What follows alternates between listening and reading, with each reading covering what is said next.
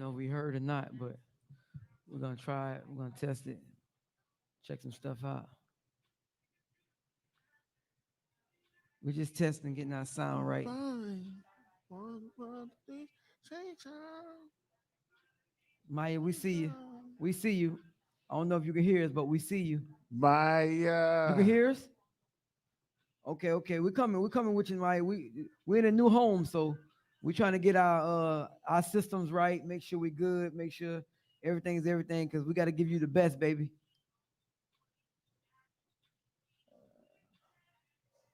Do that for me. I can do a live, live. Huh?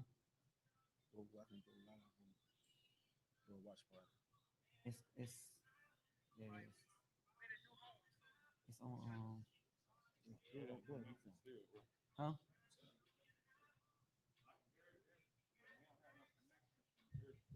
You don't got no connection going out of going out of the projector to sound. Okay, so just run one, a wire from the out from there straight to the board, and you can turn it up on whatever channel you put it on.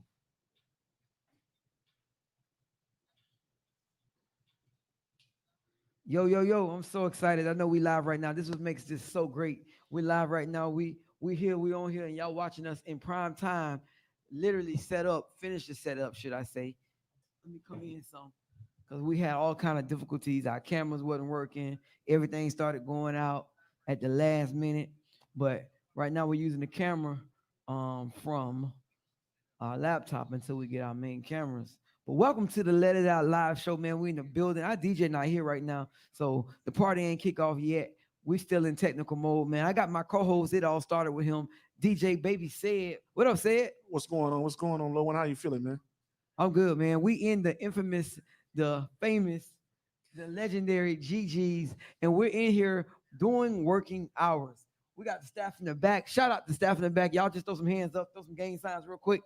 Yeah, man, we got the staff in the back, and we got nobody in here right now. They doing orders where you can come pick up. So definitely shout out to GG's. We're gonna give all our shout outs. We're gonna get to it. But I don't want to hold her up. And since we're still getting the sound together, I'm gonna go ahead and bring her on. Man, say, go ahead and introduce her while I get things right over here. This is the infamous Maya, true star in the making of a superstar. She's a very talented young lady. She's gonna do her thing. She's gonna make her mark in this thing called the music industry. So we're gonna, without a shadow of a doubt, we're gonna bring on Miss Maya. Shout out Miss Maya. Let's see if we can get this sound right. You can hear. You can see her. Hi. Oh, we see Hey, you, Maya. Maya Hi. in How the are you guys? building. What's up? hey, Maya, how you doing today? How was your day? I'm good. My day was good. How about you guys? Listen, Maya, we're still in technical mode, Uh-huh. fixing our sound, and as we speak right now, literally, our sound guy is like fixing the sound. So we hear you clearly. We just want to make sure we're good. You can hear us, Yeah, I can hear you. fine. Yeah, No I can echo, hear no you. nothing, right? No, it's fine right now. Okay, as you can see, you see where we at. We right in the middle. I mean, slap dab in the middle of the restaurant. The Let It Out live show. We have branded ourselves. We're no longer on under any brands, under any logos, on any trademarks, and any license of no one else's. We do what we want to do, how we want to do it, when we want to do it. Right here on the Let It Out live show. You see the logo in the back.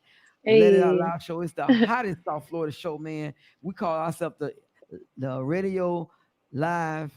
I messed the whole name up just now. I'm so sorry. Don't worry about it. I'm looking for it.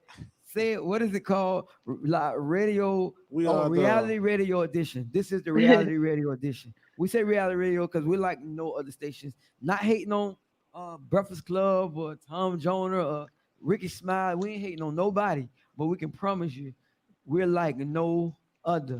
From where we're shooting at to where we're how we're shooting to when you see our promo videos, when you see we're getting ready to be on Roku, we're like no other. And you happen to be the first artist that we Wow. interviewed.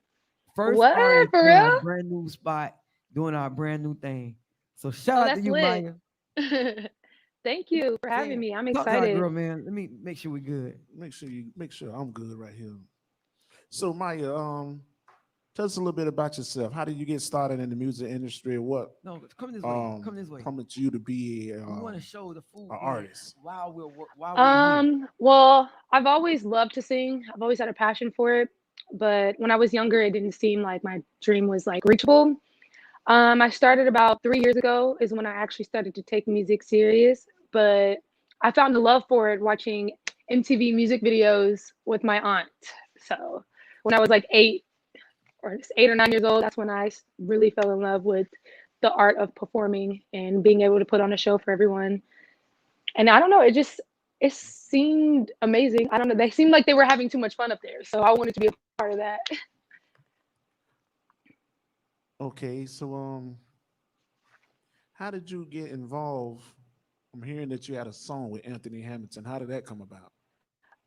That's a funny story. So I initially went so there's this guy named Tone. We were going to the show to meet Jagged Edge, and after the show we went to the hotel, and we were waiting on Jagged Edge there, but they took forever. I don't even think they showed up. Tone had left, and my cousin, she had bought herself a glass of Hennessy, so we were waiting on her to finish her glass of Hennessy.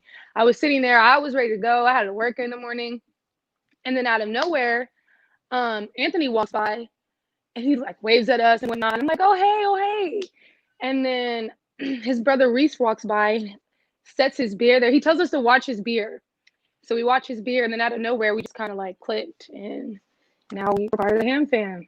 I love them. They're so nice, so genuine, great people. So when basically you introduced yourself Yeah, to it them. was weird. We just introduced ourselves, honestly. So y'all was waiting on Brandon them and y'all didn't see Brandon them come. Yeah, we didn't see them come at all, and they just kind of walked by, and we just started talking to each other, and out of nowhere, we just kind of built this relationship, and it was dope, Well, really that's the raw. great thing. So tell us a little bit about your project.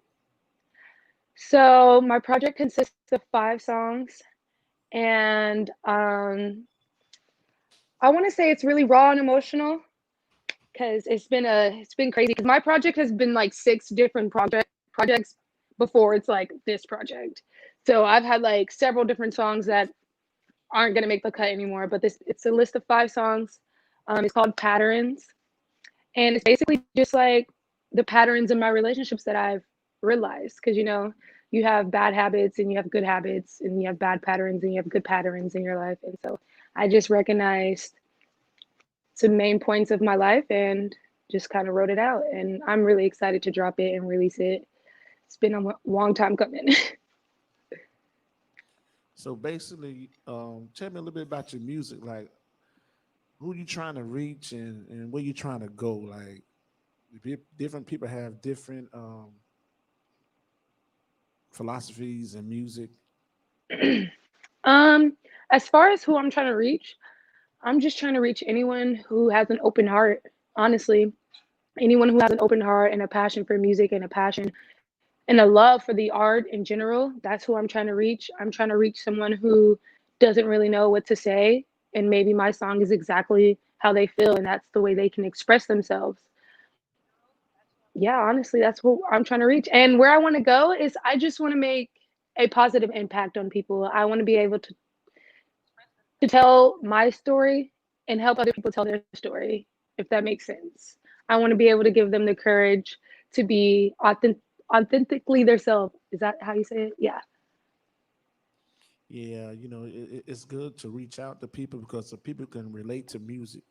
right. Music can change lives. Your voice can really change lives. You never know who is watching, who is paying attention. You have people that fall in love with you that you don't even know through your music.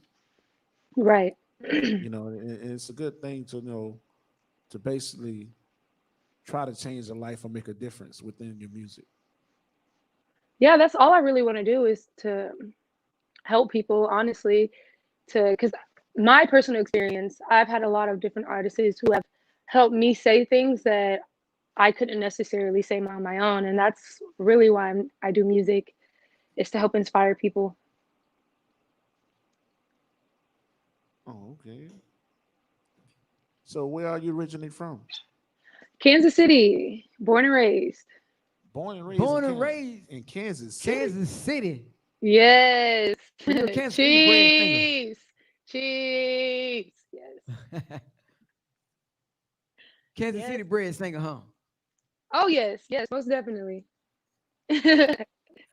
You know, it's our first time, here at this location. We're looking up at you, and we're looking at ourselves, and it looks strange because we have like cameras all around. We have like a camera that we're supposed to be looking in right here, Right. Hmm.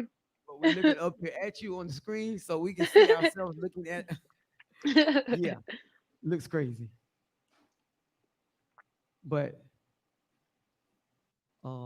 it's working. It's working. It's working. We see you clear. We hear you clear. So that's your project. Like, where do you get your drive from? What's driving you to feel like this is you? um, I'm a bit of a perfectionist. So what drives me is just knowing that I have the potential to do it anyways. Like I've already seen it happen for me. God has already showed it for me. So just do it, honestly. But that's what drives me. My family drives me. My friends drive me. They give me the courage that some days I don't have. And so that's what really drives me, my family and my friends. And then just the people who give good feedback on my music or have told me that it helps them. That's what drives me. Knowing that I touched at least one person is good enough for me. Wow, that's what's up. No, that definitely was up. You who is one of your favorite? Since you saying, all singers got their favorite artist or somebody that inspires SZA, them. Favorite song, something they've been singing and listening to for a very long time. SZA and Who Amy might not Winehouse. be? SZA and Amy Winehouse. I love them. Who? SZA, What's the name? SZA, SZA. SZA? Yeah, SZA and Amy Wow, Winehouse. that's a new artist. That's not like that's new. Yeah, but she still inspires me in different ways. But I also love Amy Winehouse. I like how she articulates her words and how she expresses herself different. I love her. Oh my gosh. That's really where I fell in love with jazz is Amy Winehouse. Alicia Keys. I love Alicia. Erica Badu. Love her. Wow. So who do All you the compare your sound to? No one. Honestly, I feel like that's such a hard question because I don't No, that's sound an like easy anyone question. else. No, not That's really. easy because you answered it very, very confident. No one. Yeah, There's I only don't I don't like one to compare Maya. myself. Yes, no one. I sound like me. So Maya, I have a few people on here, and they want to hear what you're working with. I was trying to wait. I was really trying to wait. Um, because I want my sound guy, he putting us through the system and making sure we in. So I was trying to Uh-huh. wait for him so we can hear you because we hear you now, but not the way we need to hear you. So I Right. want to make sure you're heard throughout. You know what I'm saying? Right. Throughout. Are you currently like doing shows? You probably not currently doing no shows right now because of COVID and stuff, right? Yeah, it's not really much you can do right now during COVID. Right. I mean, I did But a you're couple looking to get shows, back. but other than that, you said what? You're looking to get back Oh, to. yes, most definitely. I'm so excited for this COVID stuff to be over. Like, I'm fed up. I'm so fed up. Man, we have to get. I'm ready for her to give me. Okay, you know what? Give me first before you give me your original because I know you can give me some of your original that we know. But so people can be relatable that may not know your original and they want to hear something. Give me one of your favorites, just a piece of one of your favorites, and you could be SZA because you said that was one of your favorites. You want me to sing? Yeah. Okay. I didn't know this. I didn't know, like, Is marijuana legal in Kansas? Are no, y'all it is it needs to legal there? be. Huh? No, it needs to be though. Oh, Well, okay. in Kansas City, Missouri, they made it legal for like medical, but other than that, no, not Okay, for real. okay. Okay. You got that. Run. You ready? Yeah, go ahead. Okay. Run fast from my day job, running fast from the wayway. Jump quick to a paycheck, running back to the strip club. I'm never going back, never going back. No, you can make me. Never going back, never going back. They never take me. I've had enough of petty dues. I've had enough of shitty news. I've had things for dirty shoes since I was in love. Dirty men are like, ooh. Better day than yesterday. Ooh, I just take it day by day. Ooh, never hearing what they say. Ooh, I just do it my way. All I got is these broken clocks. I ain't got no time, just burning daylight. Still love, and it's still love. It's still love, it's still love, still love, still love, it's still love, and it's still love. Nothing but love for you, nothing but love, nothing but love. You gave us a whole song. I was over here. I heard the music, the bells, the whistle, everything. And we got the sound right. So we can hear you and everybody in the restaurant can hear you. Yay! That's what I Yeah, like to that's the hear. kind of thing different about this Let It Out Live, man. Let It Out Live show is totally different from anything you've ever done or you ever will do because we're not just reality radio live. We're reality radio that literally we're in a operative business, a business that's operating at the same time. We're literally in the restaurant where the food is being served, cooked at the same time. Customers can walk in, place their orders, do whatever it is they need to do. And guess what? You're allowed over all the speakers. So whatever we're saying, whatever you're singing is heard throughout the entire restaurant. Well, hi everybody. I hope y'all food is good. All Shoot. the way from Kansas. Oh, I think it is good. Said already ordered his food. He's eating now, right here. Right. That's what we do in the middle. The difference was we used to order food, all the time. We used to have food brought in to us. It's totally Uh-huh. different now because they're gonna have to keep changing his menu because we're gonna kind of be tired of eating the same thing. Because we're gonna make sure we got a spread every time we come, especially when we start having guests, in-house guests, and Right. all the different celebrities. And definitely, whenever you in Miami, you already know you got a home right here on the Let It Out Live show. Oh We yes. would say Miami, Florida, but we actually in Fort Lauderdale, so close enough. Right. You ever been to Miami? I think once. I've been there once, but I've been to Florida multiple times. I've been to Okay. Orlando twice. Yeah, Yeah. you ain't really been to Florida unless you've been to Miami. That's what they Yeah. say. I'm actually planning to make a trip out there next summer.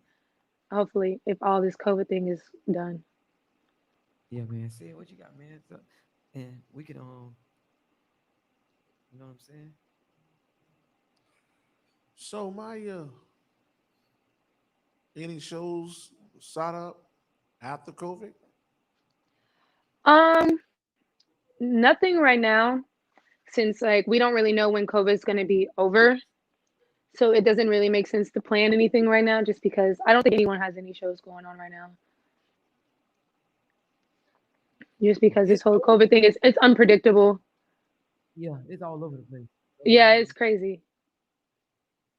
No, it shows going on. It just depends on who doing them. Right, honestly. Said going to a show this weekend. Yeah, I'm going to a show this weekend. I'll be in Birmingham, Alabama. The Funk Fest. You ever heard of the Funk Fest? No, I haven't. Funk Fest. Anthony was on the Funk Fest before. You had the likes of Teddy Riley, Guy. You had Drew Hill, Juvenile, Mystical, Dougie Fresh, Hmm. DJ Tracy Steele is a DJ. Um, you have a whole lot of people been on the Funk Fest. Casey Ooh. and JoJo. I mean, the list goes on and on. Ti, Rick Ross, Young Jeezy. They have a show this weekend, this Saturday, that I will be attending to in Birmingham, Alabama. It has the No Limit reunion tour with Young Jeezy and Raheem Devon will be on the show. Ooh. Well, be safe. I hope you have fun. Oh yeah, we're gonna be safe.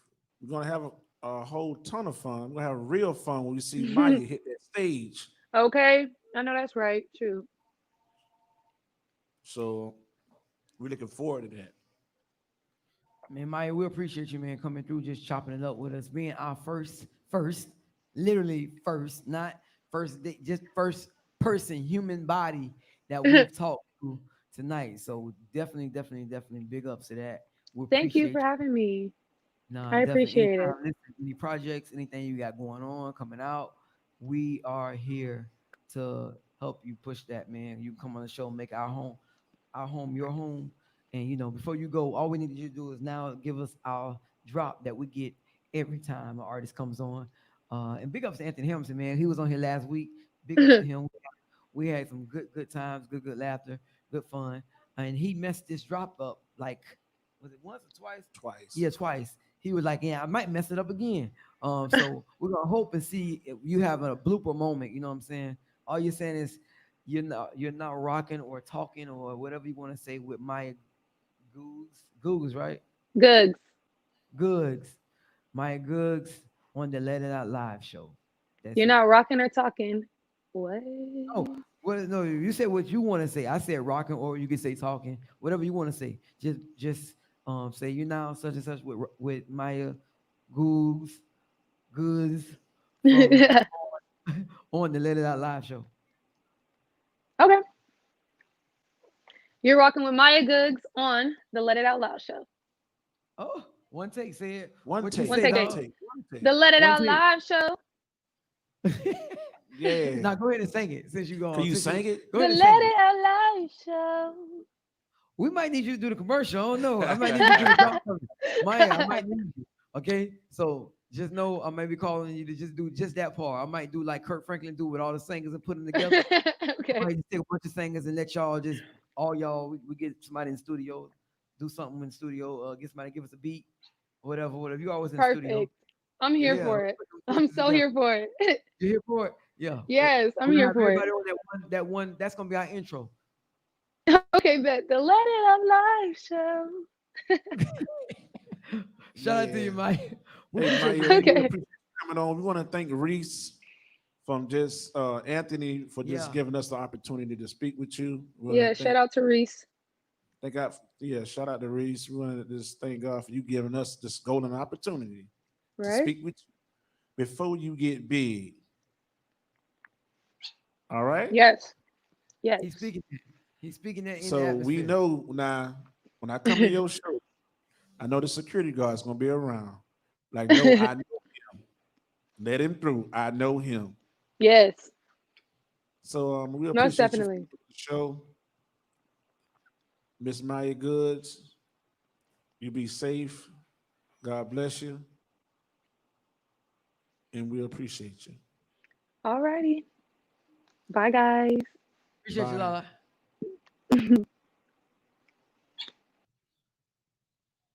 Say it. You gotta stop eating for a minute, man. I know Oh, we in the go, restaurant, go but ahead. you doing the show. You on live show right now, bro. The first week right here at GG's. And you Cheesies. already eating the GG's chicken. Can't even take your hand off the chicken. Yeah. The EG chicken. Man, what up, said, man? Listen, we who we got coming up We on the got show tonight, and then we got Big Swift. let's talk about this just for a second. What we don't really shoot politics on the Let It Out Live show, but every once in a while we kind of play around and get interested in what's going on in the world beyond music. So tell who we got on the show, and then talk about this We got Big crazy Swift. election that we're in the middle of still. Well, it's about power at the end of the day. It's about who you know in the end of the day. And it's about people itself just having confidence in what they're doing and what they're saying and what they believe in. Not letting no one miscrew or mislead them in no other kind of way but the right way. Wow. Listen, the president already said he won. Well, that's not true. Big up Rubio in the building. Rubio in the film guy, building. man. Rubio in the building. I'm talking about. I ain't talking about the basketball Rubio. I'm talking about the video Rubio. You heard me? Yeah. Shout out to Rubio, man. Shout out to the whole GG staff, man. Shout out to the cook. Shout out to the waitress. Shout out to the bartenders. Shout out to the tech, sound guru. Shout out to Gigi. Shout out to Simone. Shout out to everybody, Lottie Dottie, that's now part of this Let It Out Live reality radio edition show right here, Fort Lauderdale, Gigi's. You can check us here, you can catch us here, you can meet us here, you can beat us here. Every Wednesday, 7 to 9, we're in the building right here live.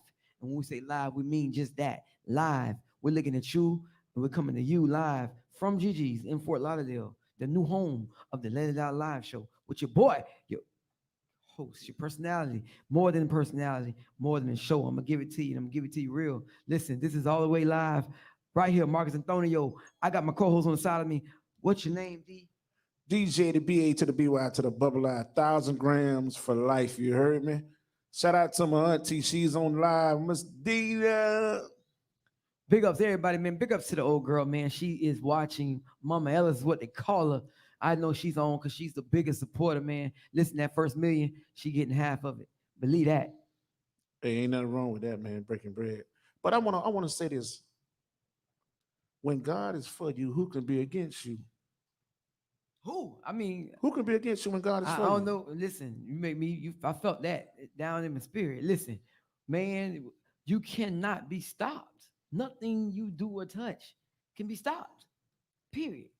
See, when God be for you, I don't care who may come against you, they will not prevail. They will not prosper. It never said that it won't form, but it said it won't prosper. Uh-oh. So Say dealing it. with that, we're gonna talk about Preach. this momentarily. You know how many people was against Sheriff Tony? I mean, it doesn't really matter how many, because again, every obstacle this man has been through, again, he has been voted the Broward County Sheriff office. So can't no one take that from him but him. No one. They No tried. one. They tried to pull out every trick out the bag. They went and tried to get people to lie on this man. They tried to bring all the proper.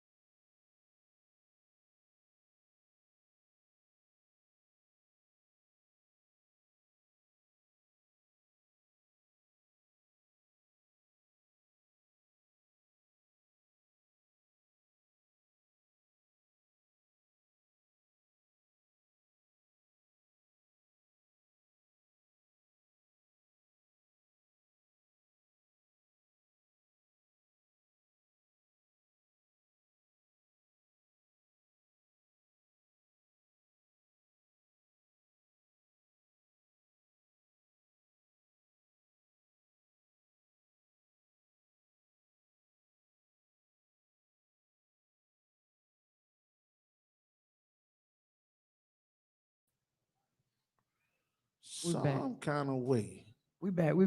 Listen, have you got just Florida. said you were just talking about what can't be stopped, right? Soon Can't you be said stopped. that. Soon as you said that, how about the internet just shut down on us? But we back. We back. Make sure we go. We tell the guests real quick that we're back. Yeah, I guess we are back. Shout out to everyone that's on the live. And they're coming back on, so make sure we get everybody back on. Pick up Rubio Shout in out the Miss building, man. Hard. Who that? Listen, we got tonight we have a few guests coming on tonight. We have Faraji Judson, man. He's in the business of music, everything about music. I must say, when this guy talks, I listen and I'm attentive because say everything about music, this guy puts in the work. When I say if he's gonna say something about music on the business side, on the whatever side you want to talk about, the production side, the music side, the business side, whatever side you talk about, he has did his homework and it will tell you exactly where we at musically, far as numbers, far as money, far as what you need to be doing for exposure. He will let you know where you are, where we at as in the music field of in the music world of business. So he's definitely come on the show tonight. I'm excited to talk to him to get the intel about the music scene. Big ups, we have Ronnie VOP, one of our own South Florida's own R&B artist, man. He had the hit song "Would You Mind" that was on the radio, Hot 105, 99 Jams for a while. Definitely, he's gonna be in the building. He's gonna talk to us a little bit about. He was actually one of the contestants on the four, also The Four. the four. Yeah. So big ups to him. He's going to be here in the building talking to us, and we may make him sing a little bit. I see a piano over there. I'm gonna throw a mic in it and see if it works. I got Faraji. They don't know I'm gonna do this, but when they get here, I'm gonna set it all up right here on the Let It Out Live show because we do that That's what we do. in the middle of business That's what at we do. GG's. People eating their dinners, and matter of fact, I need a drink. Matter of fact, I need waitress bartenders. Can you bring me 2 of GG's premier bottles of wine? I told her I was definitely gonna make sure she know we definitely are sponsored here, right here. You will always catch us drinking. If we're drinking on wine, said we're only drinking one, and that's GG's. GG. Shout out to GG's, man. Shout out to the black owned owner of this establishment, and she now owns the winery that makes her wine. How about that, dog? Did you hear me? I don't think you understood. I think I may can say it's the only black owned winery in South Florida. I might can say that. That is some powerful stuff, brother. Yo, That is such powerful. so big ups to GG, man. Big ups to the staff here. Definitely we only drink one wine here, and that's GG's. So shout out to the GG's signature wines. We have also Big Swift. Big Swift coming on the show. Yeah, Big Swift coming on. Big Swift coming on. Yeah. So who's Big Swift, man? Man, let Big people Swift know. is a producer, man. He produced a lot of hit records, and he's a brother that's out there that's grinding, that's trying to get it, and we gonna get it. Shout out to Faraji just walking in. Shout out to Faraji, just hit the building, man. Came in here with no mask. He do know it's COVID. I don't know what's wrong with him. But big ups to him, man. We're gonna bring him in a minute. Matter of fact, we're gonna bring him in shortly. Big ups to who else we have coming on? Oh, big ups to our DJ, man. He wasn't able to make it tonight. Oh, I think he's gonna be a little late if he do make it. But big ups to DJ Top, man. That's our other brother, man, from another mother, definitely. Our other co-host of the co-hostess. That's right. That's right. So big ups to Ty, man. Said over here trying to y'all, he's not focused right now because he's talking to everybody, trying to get him and drive him and direct them to the new Let It Out Live show page. We're not on certain pages that we used to be on. So if you see him kind of out of it and on his phone, he's not ignoring us. He's working. He's always working, and he's talking to a lot of people, trying to let them know where we at because people are looking for us on other sites. You can find us right here on the Let It Out Live show page on Facebook. So all you got to do is type in the Let It Out Live show. It'll come up on Facebook, and you also can go to YouTube, the Let It Out Live show on YouTube, and we're on YouTube streaming live on both as of right now. Soon we'll only be streaming on YouTube, but right now you can catch us on Facebook and YouTube. Soon you can catch us on Roku. So yeah, we're moving. And you can also look for us on our website. It's under construction right now, but we have a website coming in a few days. Hopefully, maybe within the week. Hopefully, our website will be up. You can catch us on there. You can get all our products, man. We're gonna have some Let It Out Live products. We got some Let It Out Live weave for the ladies. We make hair. We got Let It Out Live teeth for your grandma. We do. We own them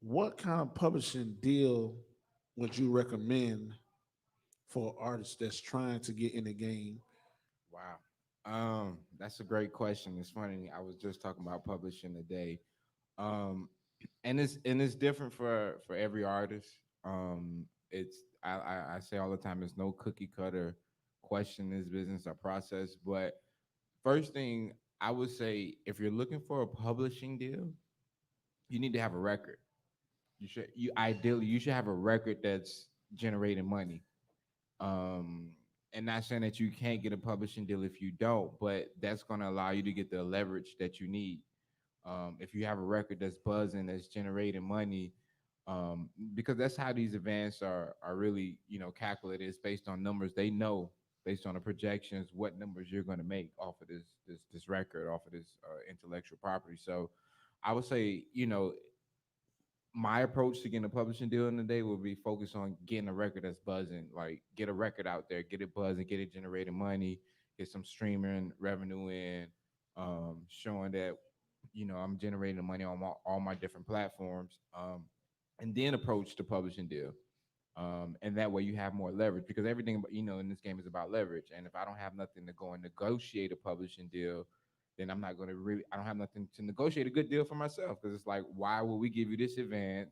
We don't know what the song is going to do, or but at least once you have that record, hey, that's the best way. So you still got to focus on getting the record buzzing, unless you're a songwriter, right? And Right. you're approaching the songwriter method, and you want to say, you know what, I'm building this catalog, with all my music, and say, even still, I would try to get a solid placement, Wow, that's and, good and stuff. and That's then good stuff go there. about negotiating a publishing deal. Any other way, like, again, you don't have the leverage. You're gonna put yourself probably in the long run in a situation that you might not like. But that's it. Anything you can do to get that leverage. So basically, you have a little leverage. You have a little fighting power when you go in and negotiate your deal. Right. So there's different kind of record deals that people can get. Now they have a book out can show you Mhm. how to rob a artist. Is there really a book called This How is- to Rob an Artist? This is true. I'm telling you. Wow. It shows you how to rob a artist. Wow. Whoa. So you got to be very careful when I you're feel dealing like with so out of place. Wait, I need I'm sitting in between two when you're dealing with gurus of this music. when you're dealing with reality. Right.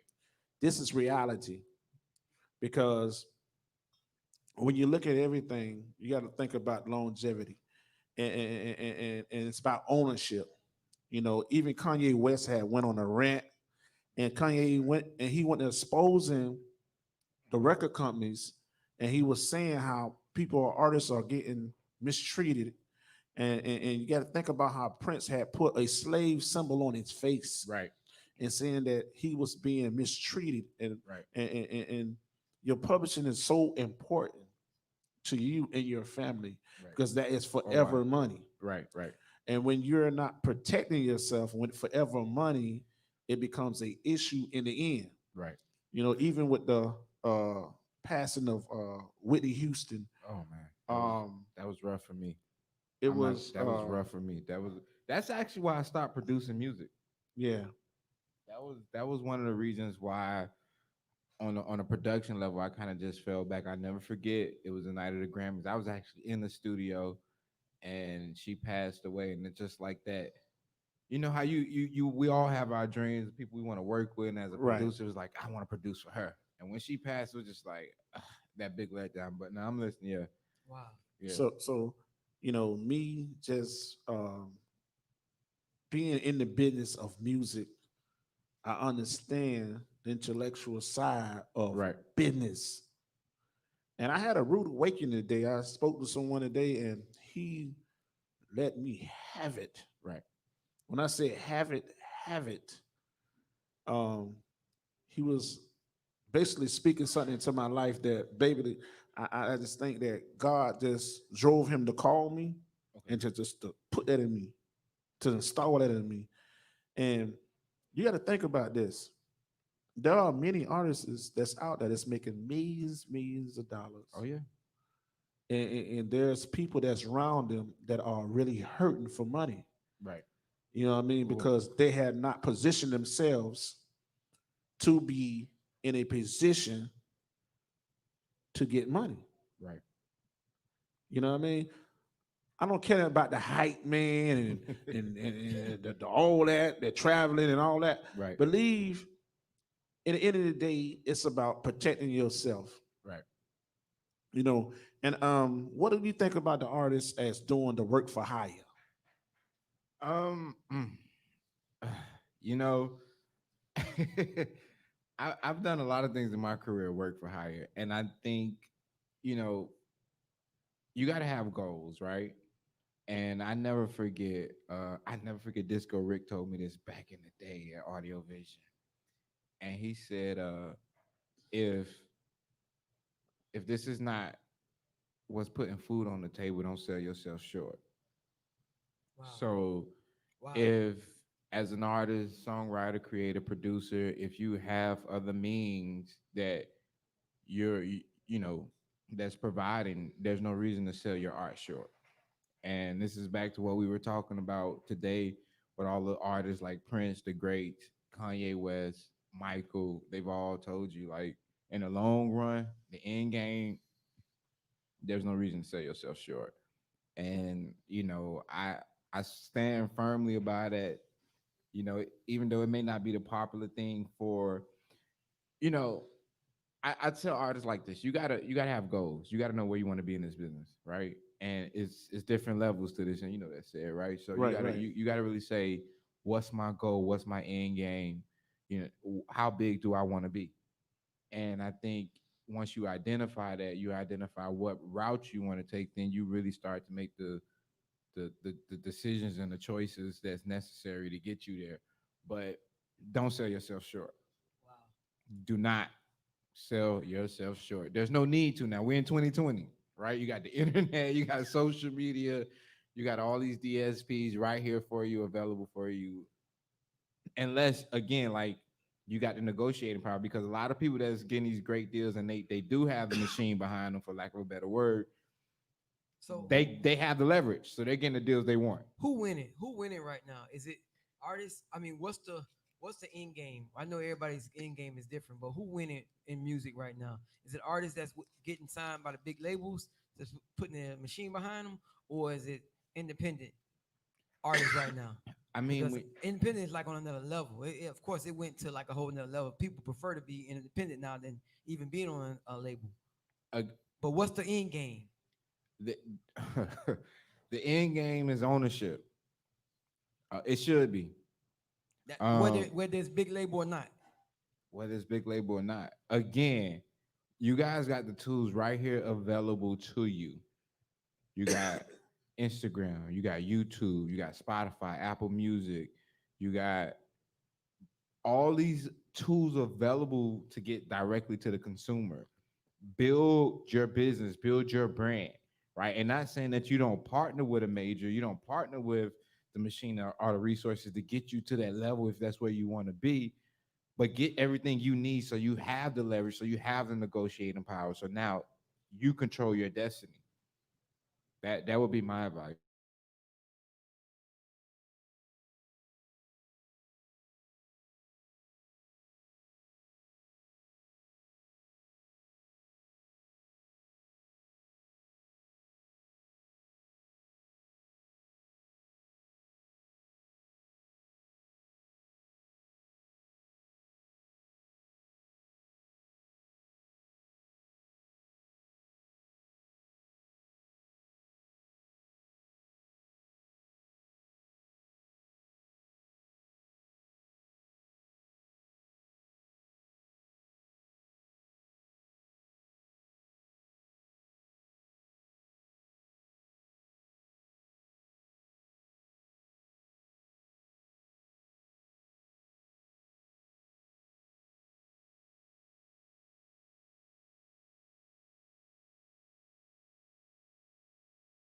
A lot of people know, and God just led her in another direction.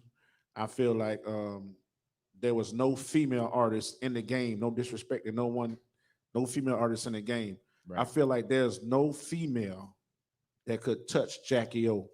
Oh, When Jackie O was out. When Jackie O was out, Yeah, for sure. I don't think near female Yeah. could touch Jackie O. Well, is that you mean South Florida? I'm talking about period. No, you're right. Period. In the game. Wait, And- well, is period. that what timing was Jackie O in? Was that is that See- around the Lil Kim time? That wasn't around the Lil Kim that's a time. little bit after the. A little bit Little bit after. after. Yeah, that's But like the early 2000s. You had a lot of celebrities like the Missy Elliott's, the Trinas, the all that they looked it up to Jackie. right. You know what I mean? Because Jackie Jackie O? Jackie O Wow. was a beast. She was. She was a beast. And, Hey, and- Simone, I'm sorry. I know we like this is like And the then- ghettoest reality show. We're at the place live, so when you see somebody live, you kind of just like talk to them. Say, you know, we got Simone back oh there. You yeah, gotta hey be like, Simone, hey what up? Simone, hey Simone. That's how we do. That's the benefit of being at the Let It Out live show. We just like in the middle of the interview. Can I order a piece of chicken, some macaroni balls, or something? Just in the middle of the interview, start ordering stuff. Surprise, you want to eat? Sure. You paying for it now? I just want to know. What? Yeah. See how they do I'm- me? People So- feel like when you offer them, they feel like when you offer them, are you paying? Yeah. So- Walk through so- here like that. so- We on an interview right now. You got to act like you got some kind of manners. So That's the words we can't Back- do this because people gonna be messing back up. to Go ahead, say it. back to what we were saying. Jackie O, Uh-huh. she said something in a song that really stuck with me. She said, I had 3 deals, but I never had a machine behind me. Mm. And that stuck with me. Right. It's because there's a lot of people, for instance, Mhm. I'm gonna say quality control, P. Right. Whatever P put his mind to see and do and invest, he will try his best to make it happen. Yeah. Make it become reality. Right. And he made the likes of the City Girls. I don't care what people think or what they say about the City Girls. The City Girls is on a winning team. Oh yeah. So then you have the likes of let's say what's his name? Blueface. Okay. You have people that have written a lot of folks off based off of, the comeback songs. Right. So everybody looking for a follow-up song. That's why a lot of artists that gets in the game, they'd be one-hit wonders because they cannot create another hit record. Right. For instance, let's say Trinidad James. Trinidad had a great run. He was the only artist that year to go platinum. Right. Now, the game is just so wide open. Yeah, wide open. It is, and it's funny what you're saying, right? When we're talking about, I think longevity. I think we're talking about icons. And back to what you were saying about P. Hats off and kudos to those guys. I think they're the only thing that we have today that's closest to what we would have seen from a Motown era or from a even a Death Row, a Rockefeller. All of those guys kind of embraced that model, that formula, and was successful with it. And like I said again, if you look at as far as urban music and our culture music, like the only thing close to that today is QC. So definitely, yeah, tremendous. I don't know those guys personally, but tremendous, shots to them. What they're doing, it's all the way across the board. Everything they touch is gold. It's like it's winning. One thing I know him personally. I know Coach K, Norrell, and the folks that's over there. I know him personally, but the thing is believing in yourself. Right.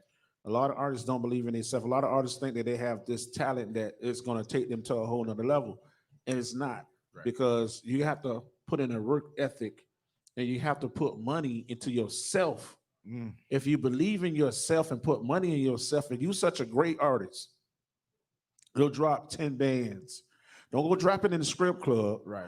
Go drop it on radio. Go get a PR. Right. Go get somebody to sit there and try to brand you. Go to the radio station. Try to break yourself. Oh, this Right. must You be go to Jewel- the Jewel strip Wednesday club. right now, boy. You go to the strip club. You throw $5,000, $10,000. Who know you after you throw that money? Nobody. No one knows you after you throw that money. So the girl don't know. the girls, they're gonna know you momentarily. After that, it's gonna be some other fool gonna come in that club and gonna throw way more money than you throw, Right. and you could have put that and placed that inside your career if you believed it in yourself. Said, wait a minute now. We pro strip clubs in here. The Let It Out Live show is pro strip club. We're pro the naked hustle. So please, I And- need you to correct, like kind of clean that up because we got the, No, it ain't. No, but No, it's reality, brother. what but we he need the fools to keep throwing the money to the girls because we no, no, pro. no. It ain't nothing wrong with that. It's an ecosystem, right? And Yeah, it is. it has to fall in line. But what said is saying is, and I seen it today. On the music tip. Yeah, I seen somebody. They sent me their budget for their release, and it said about 10,000 for the video, another 7,000 for a world star premiere, which I thought was crazy. Like world anyway. World Star charges 7,000 for to premiere a video. Yes, sir. More. But this is They June have the Wednesday main because I didn't stage. know any Yeah, of they this. have a main screen. Just correct me if I'm wrong, my brother. You can have to pay them 50 grand. 50 grand to be a number one on World Star when they get artists that's popping and put them on there for free. Yeah. It's, So they choose the artists they feel popping and they get on there anyway. But It's- the artists that want to feel like you popping, you go ahead and pay. it's a If business. they don't feel like you popping. It's a business. Like, let's be real. It's always been a pay to play business. It's a business. But what I'm saying is, every artist is. I can tell you about 20 artists that got a world star premiere right now. So the fuck what? Wow. So Wow. what? Let It Out Live show. Like, you got a world star premiere now. What? So the other 19,000 artists too that put out records in the last 2 years. So what it really becomes about, okay, how do I be consistent? How do I consistently keep my brand in front of the people's face? How to consistently put good music out? It's about the consistency of it all. You know what I mean? And like, that's it. Being consistent time after time, putting that money where it needs to be put, growing your fan base, really engaging with the people, getting out and touching the people. So you saying to not become like an old town road? What do you mean when you say that? Because the Old Town Road, that really blew up off of TikTok. Right. I'm just saying that was it after that though. I mean, No, And no, it's no, No. there's- No. there was no consistency. no, There was no everything you just said. There We're was not gonna. what? Listen. Okay. Well, Let I'm me sorry. explain this to you. Well, you got the wrong host on the show tonight because I don't. No, be no, no, no, knowing no, no, what- no. I'm I gonna don't explain even know what I'm something to you. supposed to say and not supposed to say. See, it's about consistent and being persistent. right. And you have artists every day that sit on YouTube, Twitch, all these other outlets, TikTok, and Right. make videos every day, constantly, that don't have a deal. Right. To the ones that do have a deal, that sit home and wait on the label to do stuff for them. Right. So you got to get out there and hustle. So Nas X sit there and put it on TikTok. When he put it on TikTok, Lord behold, he didn't know that it was gonna go diamond. Right. He didn't even know that he was gonna pop off with that song. But guess what? Again, he popped off with that song. Not only did the world pay attention, Miley Cyrus came and said, "Let me get on this track." Right. You understand what I'm saying? So it took it to a whole nother level. And it's about going to the next level in the music business and the music industry. You know, it's all about consistency and being persistent when it's yeah. dealing with music. And it's like the work for hire. You like my brother Fraud just said that he did some work for hire.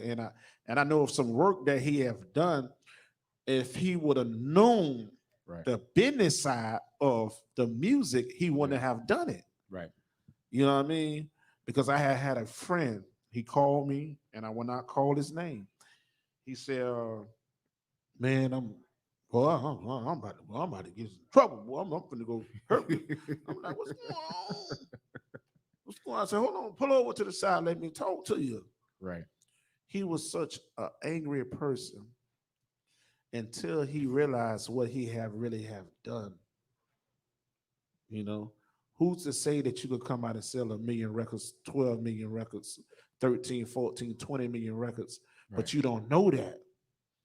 You know, we had Steve Russell Hartz on the show. Um, he have sold 100 million singles. We Wow. did.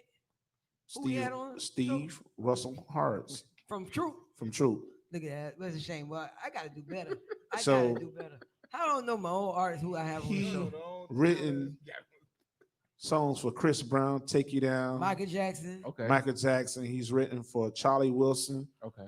He has written for I bet you George would have never known that. Sparks. You would never He known was that. written for a lot of artists that's out there. Steve have really have put a mark of himself in the music business. Well Right. respected. Well respected guy. You know, Humble. very humble. You wouldn't even know he You know wrote what I all mean? that. And then again, you know, the brother was just sharing his gift. But I'm Right. gonna say this, and you Right. probably wouldn't even believe it. Compare it, you can literally put him in. This is saying a lot, so I know you're gonna be like, be careful when you say something like that. You can put him in between, and correct me if I'm wrong. Said, Babyface and Teddy Riley. Far as the writing, For as Of the the writing, song. Okay. for the writing For the go, On the As writing far as side, writing right, on having the those song? writing. yeah, he for- wrote for as the writers that go, much, and I would have never known that. I'm gonna say this. No disrespect to Uh-oh. Teddy. Nah, I didn't go that far. Now he No finna go- disrespect to Babyface, but Steve is up there with them guys. Right. He might don't get the recognition he's supposed to get, Yeah, he does. but he is up there with Okay. them guys. If you pull out Steve track list of records that he have wrote, His discography. yeah. Charlie Wilson, he gave Charlie Wood, he the one brought Charlie back, bro. Okay.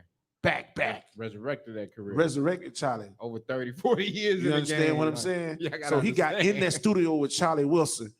Hey girl, how you doing? That was Yeah. him. My name is Charlie. That's Steve Russell Hartz. So you got to think about the records he written, even with Tank, even records that he wrote for big artists. They was a part of a camp. Right. Him and Tank was Right. a part of a writing camp. So you got to think about. Not only was he an artist, he was a writer. Right. So you got to learn the business as a business, then as a friendship. Man. My mentor always says it's show biz. It ain't show friends, it's show biz. Show bit. Listen, You know what I mean? we said I'm gonna need you since we're live right now. We're recorded live on Yes, sir. on YouTube, on Facebook, and our own editor guy in the building. Rubio, Rubio in the building. Listen, Rubio. What I need. So Rubio be throwing them gang signs up. Right, like- Fraj gonna act like Fraj ain't going nowhere, so he finna act like our third co-host. He gonna since he's another music guru, he gonna just rock with us for the rest of the night. You know, Ronnie should be here in a minute. You know, we got Cool. in-house Cool, guests yeah, we tonight.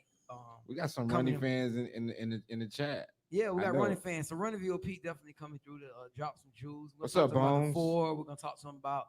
We're gonna give some harsh criticism. I know you got something to tell them. Sid. yeah. I got some things. Mr. VOP? Yeah, we got some Yeah. things to tell him about himself. Oh, So that's what we're doing on that live show. okay. So we got some harsh criticism. I hope he can take it.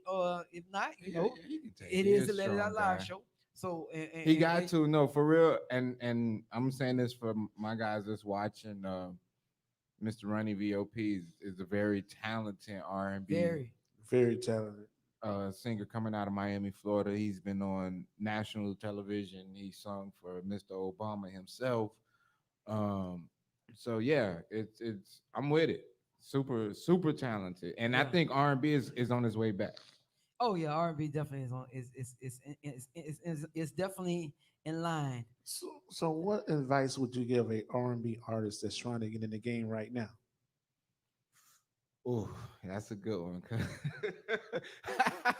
That's a good one because I'm working with a couple of R&B artists that are really talented right now. I think first things first, make great music. That I think that what's up, Wilmore? I think that has to be at the forefront of what you're doing. Make great music. And I think as an R&B artist right now, I think it's a wonderful time for you. I would adopt a little bit of what the rap artists are doing. Which from is from a marketing standpoint. I would try to work with everybody I can right now. If I'm an R&B dude, I'm trying to get on everybody's track. I'm trying to spit my vocals, my I'm trying to be on everybody's hook. I want to be the cuz voice. yeah, the voice cuz such a gap for it. Ain't nobody really doing it. You know who I see So doing that right now though? who that? Like who I'm almost like, dang, every time you turn around, of course I'm not gonna say Chris Brown because we know that's legendary, but I'm talking about Jacquees. Yeah, And I don't even Jacquees, like, yeah, of I don't course. even, you know, He well, I he ain't gonna say, but I'm- what I'm saying, I was a hard critic on Jacquees. And I said, I think men said when at this plenty of times about can he really sing, and I was like, I not as much as people would say, and make him what it, I think Jacquees is super but talented. he I is think he's super working. dope. I think he's grinding. He has the right idea. I think he has the right team with him. I think what happened was, and where you're coming from, is just from a consumer standpoint. It was like he kind of crowns himself this title. Yeah, That's but that was the gimmick. That was the I get it. It's a gimmick, but it's like let's get the work in. Let's you know what I mean? Like, especially when you talk about R&B King, from just what I got from the consumers. Because one thing about me, and I don't care who you are, you could be Diddy. I'm gonna tell you if the consumers ain't feeling you, they ain't feeling you right now.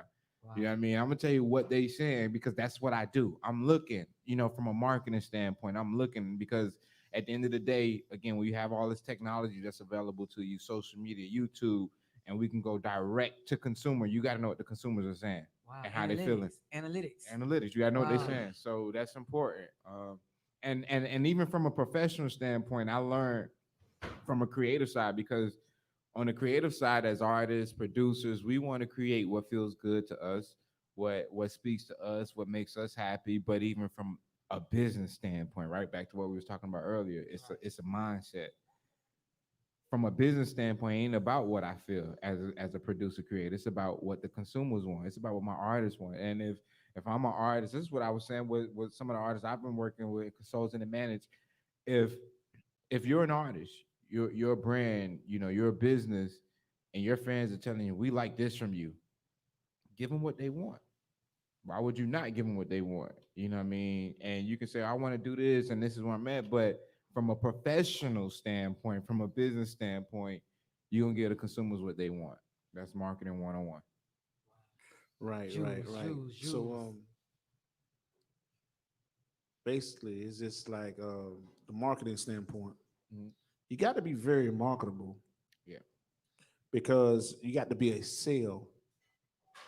And a lot of folks thinking that because they have a talent, you can have a talent and not sell. You know what I mean? So artists be thinking, oh, I know I'm good. The one person, two person say that's good, but the person that's cutting that check got the last say so. Oh yeah. That End was of my the day. problem. That was my Always. problem. I always knew I was good, but the check never came.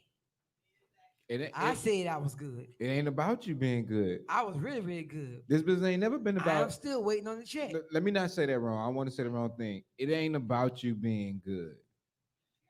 That's Haters. not like Haters in the back. Okay. it ain't about you being especially now more than ever. It's not about you being good.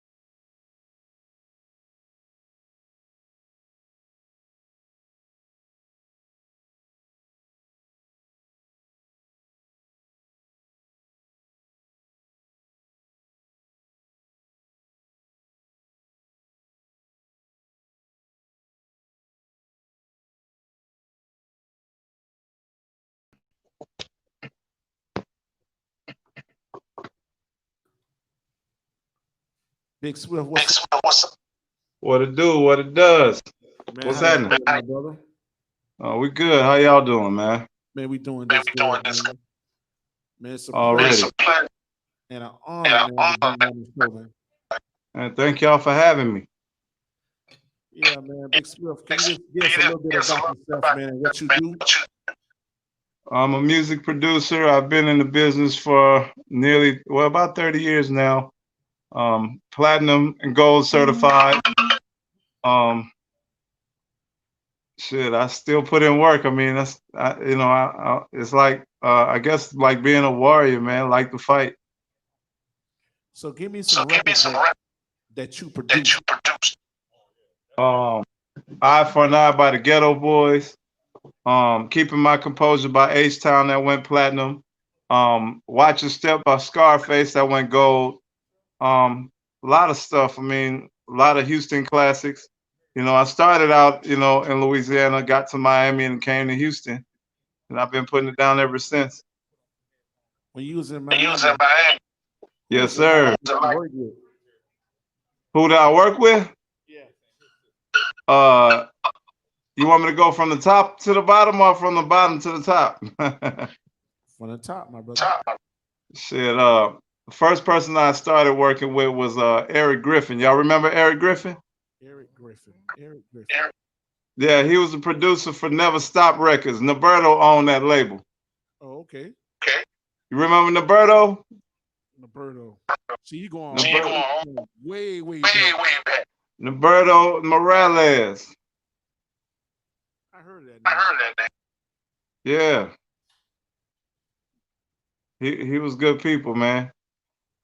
So But yeah, he on Never Stop Records, and they had Dynamix too. Y'all remember that? Get a DJ a break. Oh yeah, get a DJ. Yeah, Eric Griffin had produced that stuff for them, and I met him when he came to Louisiana, and I started scratching on some records for him from there. You know what I mean? And from there, I was still living. I'm sorry. No, that's a couple. Antonio. Okay. Yeah, he talking. Yeah. He don't know about that record. Break. Oh wow, that's y'all in Miami? No, he don't know about it. You went way okay. Young Buck, right? Oh, okay. Guest host. Okay, well, watch out, Junior.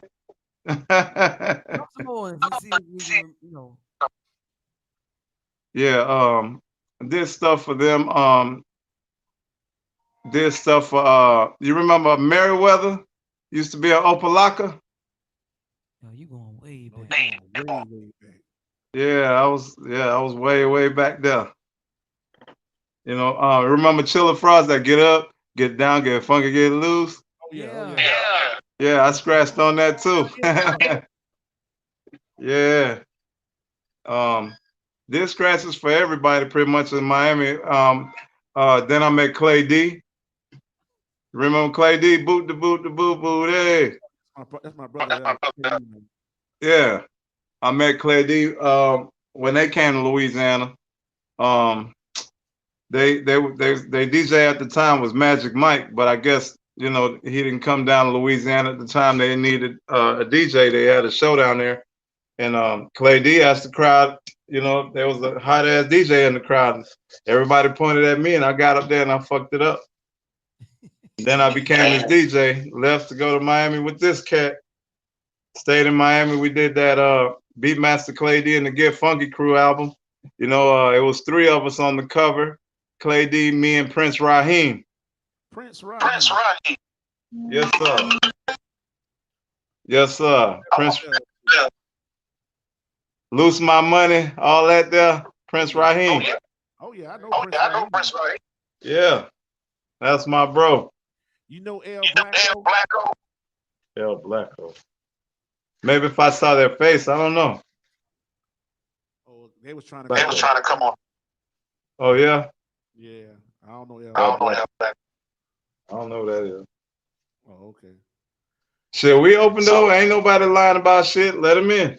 Yeah, let him in. Let him in. The other host over there. Yeah. He just everybody. Yeah, what man. are you working on now, my brother? I'm sorry. What are the projects that you're working on right now at the present time? Oh, what I'm doing right now, I don't know if I should say so, but I'm working with some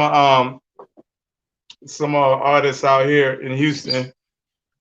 But as well, I'm grooming my own artists because I just started a label, and you know, ever since I left from Florida, I've always, you know, wanted to be in my own lane when I created music. So I've been kind of setting my own lane up for a while, and now I think I'm ready to, you know, get aware of some of my own artists, man.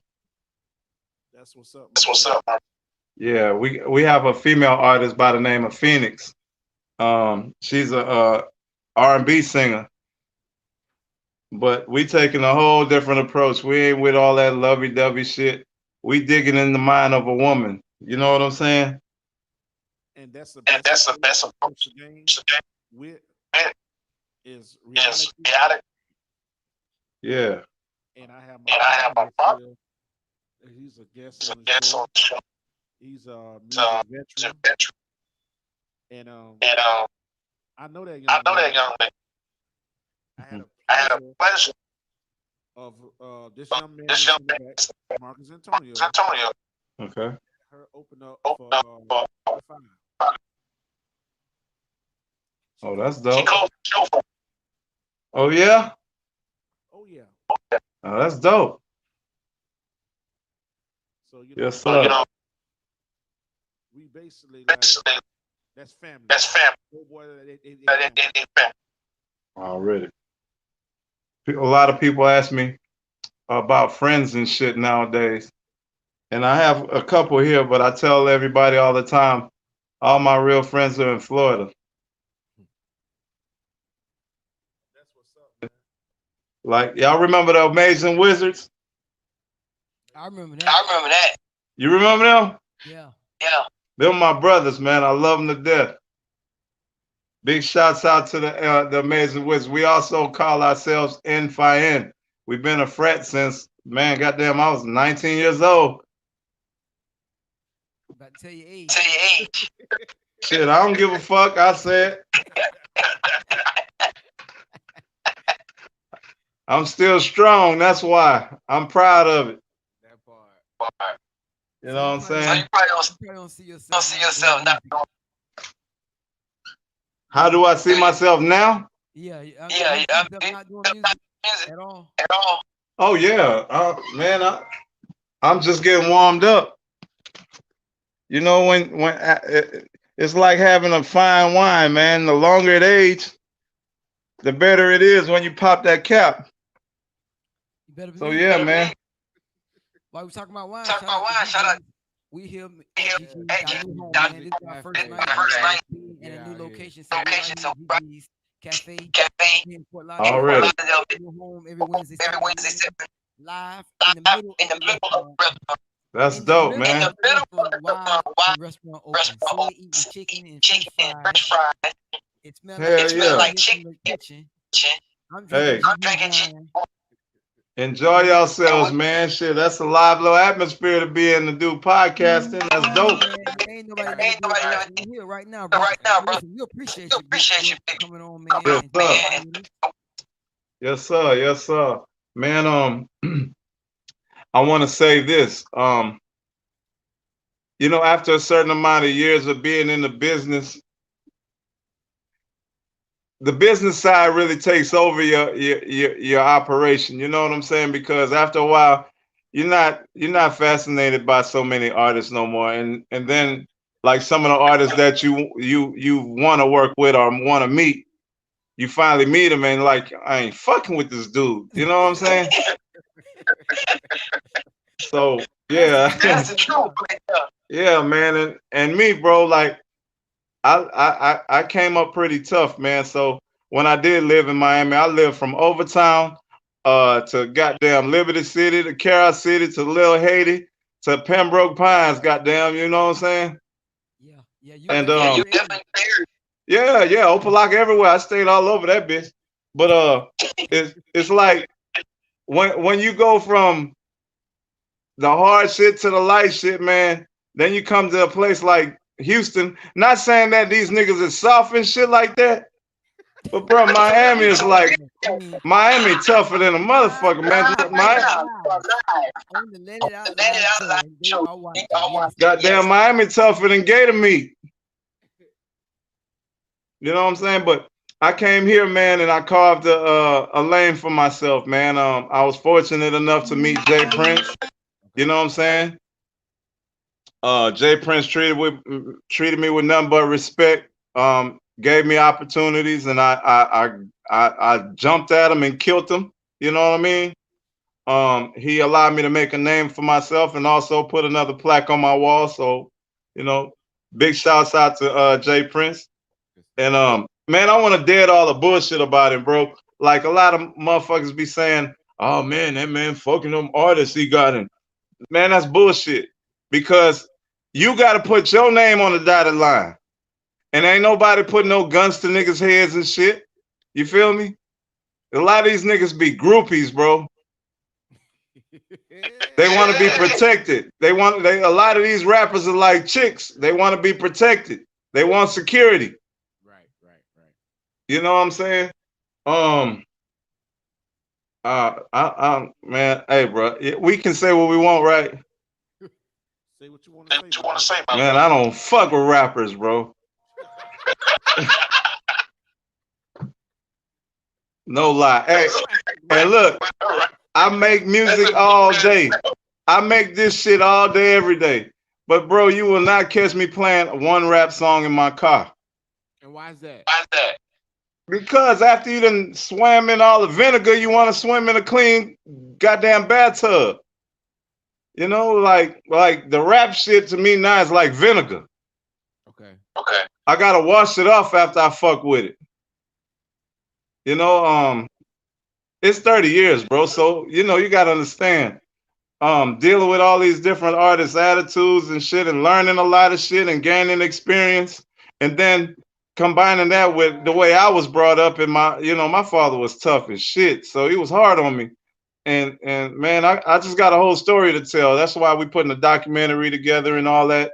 And bro, it's gonna be interesting as hell because like most of the time I was a fly on the wall and not letting people in on what I was doing. You know what I mean? Right. So what it was? Huh? H-Town. Dino? Yeah. Oh man, that was the little homie, bro. Like he was out of the group. That was the person I fucked with the most because he was aspiring to be a producer. You know, he always wanted to produce his own music. And you know, we all worked together at this recording studio that was here in the city called Ultimate Sound Studios. And this was like a multiplex, man. They had rehearsal halls. They had like 4 different studios. They had mastering and mixing rooms and shit, you know. Real nice place. And Beyonce used to practice there as a little kid. You know what I mean? So I got to see her a lot when she was young. Yeah. He was a good friend of mine. Oh, Dino? Yeah, man. Yeah, Dino was 100. He was one of them dudes that tell you how he felt. Didn't give a damn how you didn't like. He just spoke his mind. That's right. And you know what? He was cool with it. He wasn't no hype ass little dude or none of that. You know, he's a real respectable cat. You know, I remember when they first signed with Luke. We was riding all over Miami, bro. I brought the boys all over the place. Boca, they had some bros they met from Boca and shit. We gone in 163rd Street Mall. I'm telling bitches like, y'all better take a picture of these niggas. They finna be the shit. You know what I'm saying? And we got through with their album and shit. And you know, Luke, he wanted to debut him at the Pac Jam because if you don't hit at the Pac Jam, you ain't finna be shit. Wow, that's Yeah. how. Yeah, Luke that was the Pac Jam. That was the testing ground. You know, the Pac Jam was ruthless. Yeah. If you was trash, nigga, you was out of there. They'll boo your ass off and go back to their business. Like, man, get this nigga out of here. But So Big yeah, Swift, when they did that Pack Jam show, bro, they tore that bitch down. Them little bras was passing out and shit, and I was like, okay, we finna get paid. You remember Preston? Who? Preston. Preston. That name sounds familiar. He was over there with Luke. With H-Town. Preston. You talking about Patrick? Yeah, had those snake back. Oh yeah. Yeah. Looking like a motherfucking bus driver.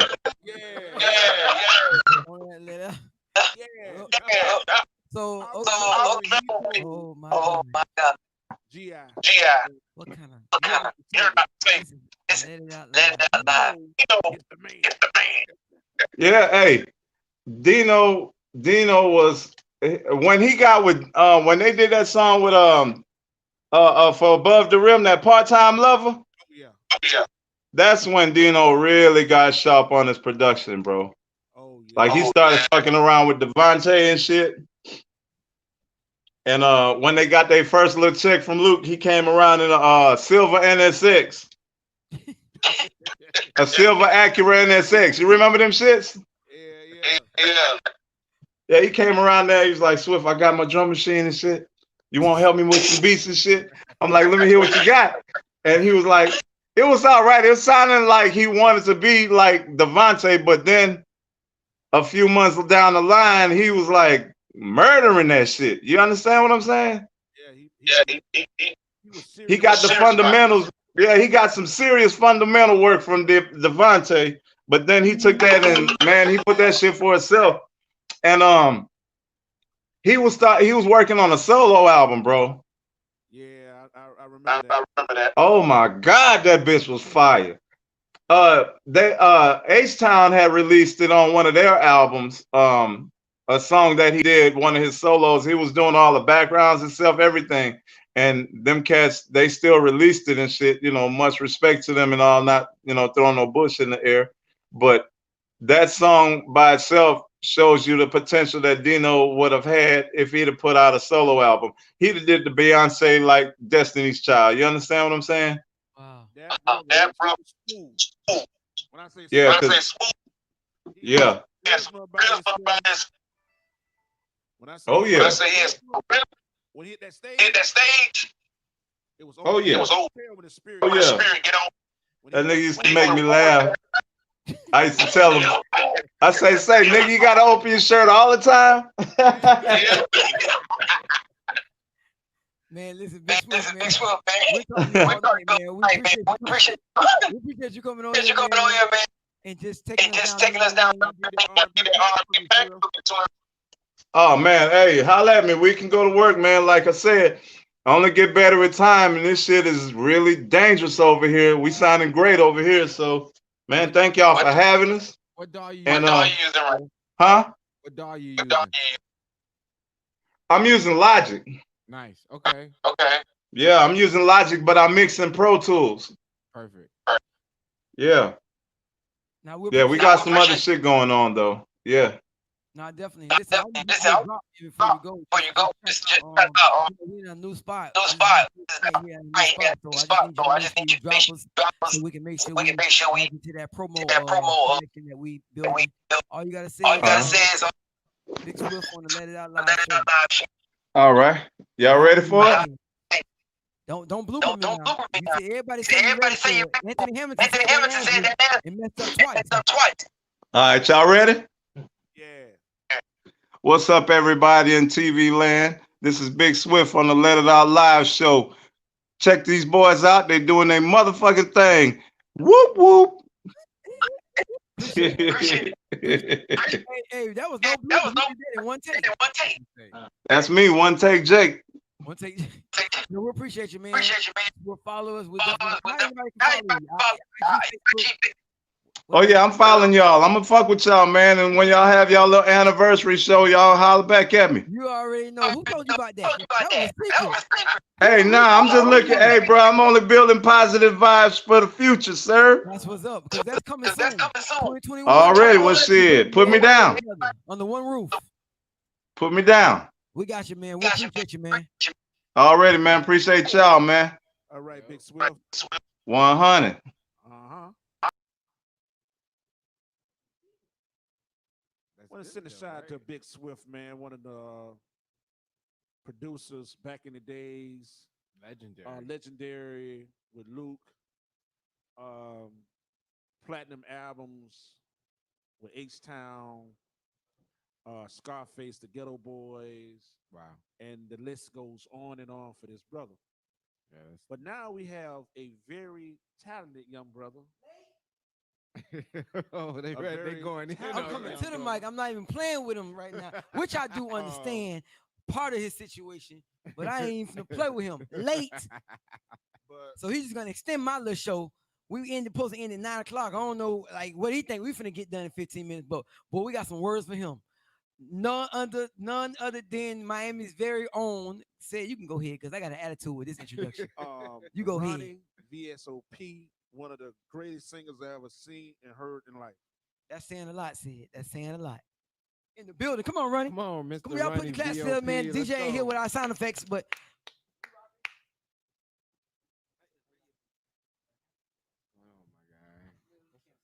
my Nothing much.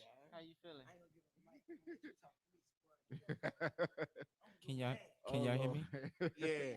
So Ronnie, man, give us a little history of Wait, why we? What is of sound Ronnie. there? Cause ain't where was there. We need to. Yeah. And Papa, Ronnie, congratulations on the baby, man. That's what before I dig into play. Congratulations, my brother. on the little man. new father. Amen. Yes, thank you. That's it. My son came on Easter Sunday. He was Nice. due on the 18th, but he came on Resurrection Day. So Amen. that's my blessing. Amen. That was a beautiful gift. Yes, absolutely. So Ronnie, give us a little bit of Ronnie VSOP. Tell us how you got started. What inspired you to be a singer, songwriter? The whole nine. Yeah. I started singing when I was like 5 years old. My grandmother discovered me, and I used to just sit in her back seat and just listen to all her gospel songs, and she's a beautiful singer as well. So I just grew up trying to imitate her as much as I could. That was my biggest inspiration at the time, and still is. And when she saw how well I was, just taking a liking to, wanting to know more about music, she took me under her wing. And first time I ever performed out, I was 7 years old. I was under my grandmother's management. But see, it was just gospel music. It was just gospel music. Why you laugh so hard at that? You're from grandma management. It was just funny. Nah, but grandma was straight G though. Like, Right. grandma was a missionary in the church, but grandma from Overtown too. So prior to getting saved, she got a history. So it's kind of like it was straight muscle. Like I used to love to be with her. That was my big mama. You know what I'm saying? So I'm with her and I do my show, and she kind of already giving that eye, like, yeah, y'all make sure y'all got that envelope when we done though.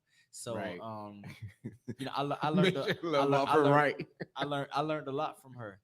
And then when I turned 13 years old, I was blessed to have an opportunity to perform at the Super Bowl kickoff with P. Diddy with these kids. That I was a part of a group out of African Heritage Culture Arts Center.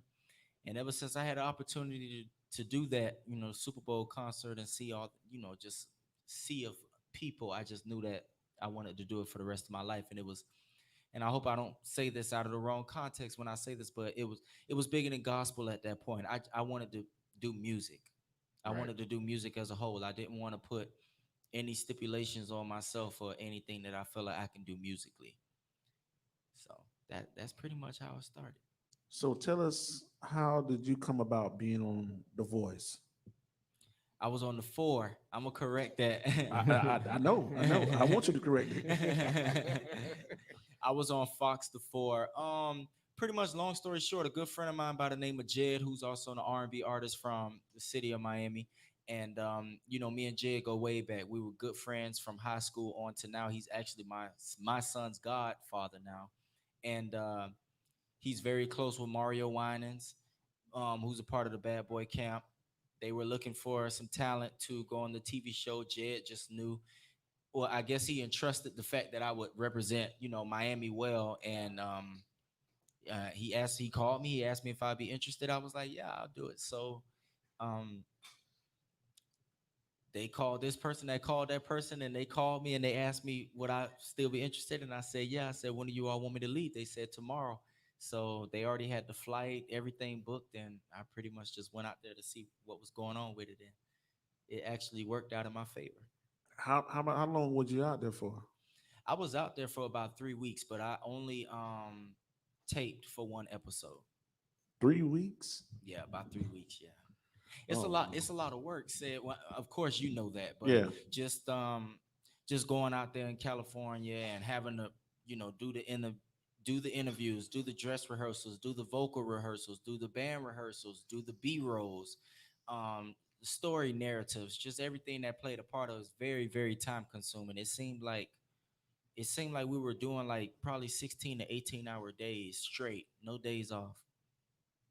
Right, right. A lot of work. So you had a song on the radio. Yeah, It was spinning for a while. a long time. A long time. What's a long time? Hmm? What's a long time? How long was it Let's spinning? see, 99. Speaking for Miami, 99 jams for a year, and Hot 105 for a year and a half. Okay. So That's a long considering being an upcoming artist from the city with no label, no major budget, no really just even how it all came together, I would consider that a long time. It wasn't just uh a drop in the mix. A lot of, and shouts out to all of our DJs, but sometimes we get local talent or they get their shine in the mix, and I just appreciate the fact that they played the song as a whole for a very long time, and I appreciate the city just backing it the way it did. The crazy Right. part about it is a lot of people didn't even know who sung the song. They just enjoyed it. Right. So, and I appreciated that too, because And right now, I'm one of those guys. I would say that, Ronnie. When I thank first heard the record, I didn't know who it was, and I heard it on the radio. And I never forget, we was just starting Soul Flow. Shout out to Gigi's again, because we were right back here. yes, And that's true. and I never forget, Marcus was like, "Yeah, we got Ronnie VOP." I'm like, okay, like, yeah, and no, No, he of was- course, every people still do that. Okay. He was like, "But that song, Would You Mind?" He played. I was like, "Yeah, I heard it on the radio. Okay, yeah, let's do it." And so yeah, no, you definitely you did your thing with that record. A very solid, strong. I think it's a great record, and Thank you.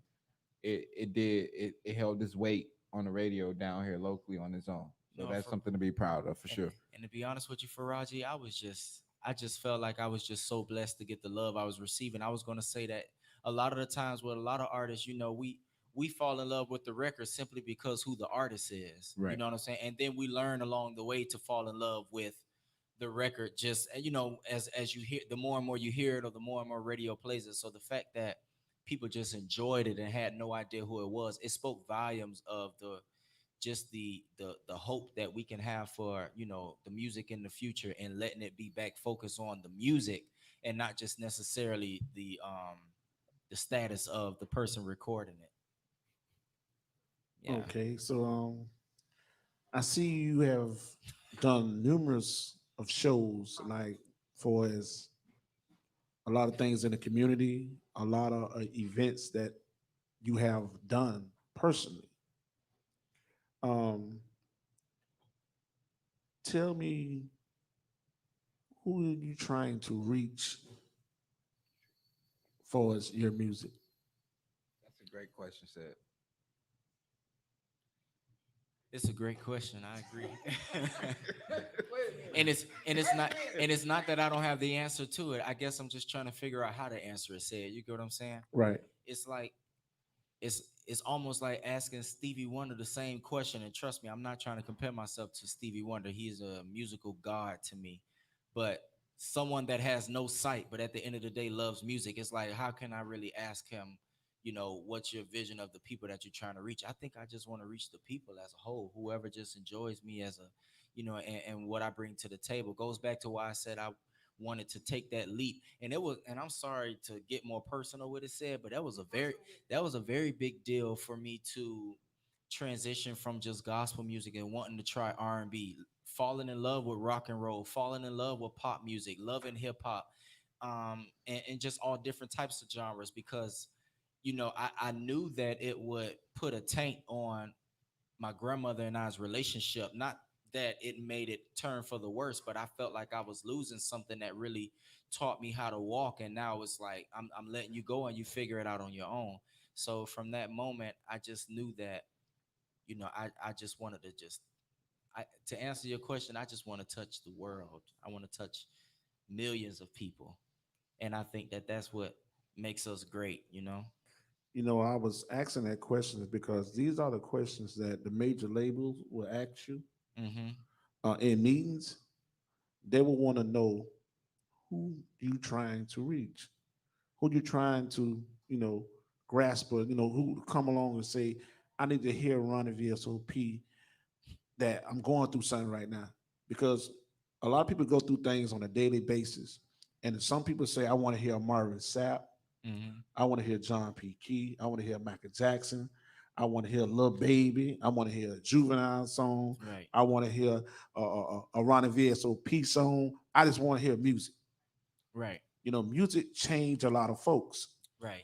And me personally, I'm one of the persons that sit back and watch and observe artists that's in the business, that's trying to get in the business, that need to really learn the business and to understand that it's not all about talent. Mm-hmm. And I know that you played a major part in writing for the City Girls. Mm-hmm. You have wrote for some other artists. Just tell them what other artists that you have written for besides yourself. Um, yeah, the City Girls. Worked with some of everybody pretty much down here, whether it be Zoe Dollars, Briscoe, Ball Greasy, um, Kiddo Marv, list goes on. And me and Jazzy, she's a good friend of mine. A lot of people know her as Dope by Accident. She also wrote the remix of Old Town Road with Billy Ray Cyrus. She's a great friend of mine. We've done a lot of writing together, Fifth Harmony, and a few people. Yeah. So Ronnie, I'm gonna ask this question. Me myself personally, I'm just gonna be honest. That's what I was waiting on. I'm gonna be honest. Like you did the good stuff in the beginning. I think me myself personally, Hmm. you're one record away from being where you're supposed to be. Wow. You are one record away. And that one record could take you to places where people have rejected you, Mm. who have told you that no, it is not it, and it could be it, Mm-hmm. but there has to be a listening ear Mm-hmm. to understand, right? Right. To understand that basically this is how the business work. Right. You know, a lot of people don't understand the business, and they don't get it, and they wonder why things are not happening for them. Is because they do not understand business. Right. I think myself personally, and I told Marcus, Mm-hmm. I say the only person holding Ronnie back is Ronnie. Okay, so my question is, what do you think said? And we ain't finna talk about running like he ain't sitting right here. No, But no. what do you think? Running VOP is one of the most talented artists we probably got down here. We have a lot of talent down here in South Florida. But far from the R&B, the whole total package, far as experience, put time in, can do it, will do it. Stage ownership, just I mean, you name it. I believe like that's probably one of the best. If we had to pull the top three R&Bs from South Florida, and they say we need y'all top three, he definitely got to be in the top three of what you pull out of South Most Florida. definitely. Most Okay. definitely. So what do you Thank you. think? Because you know business so much and music so much, and so do you, Faraj. And I'm gonna get a mic back. I just asked because y'all act like y'all ain't want to ask a question. So what do you think is the reason Ronnie VOP is not not at that stardom level that we know he maintained that personality, character, and everything to be? What do you think it is? I know you said in a nutshell, Ronnie problem is running. Okay, what does that mean? What is holding him back besides that one hit record? Okay, listen. I'm gonna say this, right? It's all about timing with God. Mhm. It's about timing. You can be a singer all your life and get 50 years old and get a record deal. Mhm. It's just all about timing. Now, when I say that about Ronnie, and I'm not saying it behind his back, I'm telling him to his face. Only person holding Ronnie back is Ronnie. Ronnie knew what's holding him back, right? It could be that God's holding him back.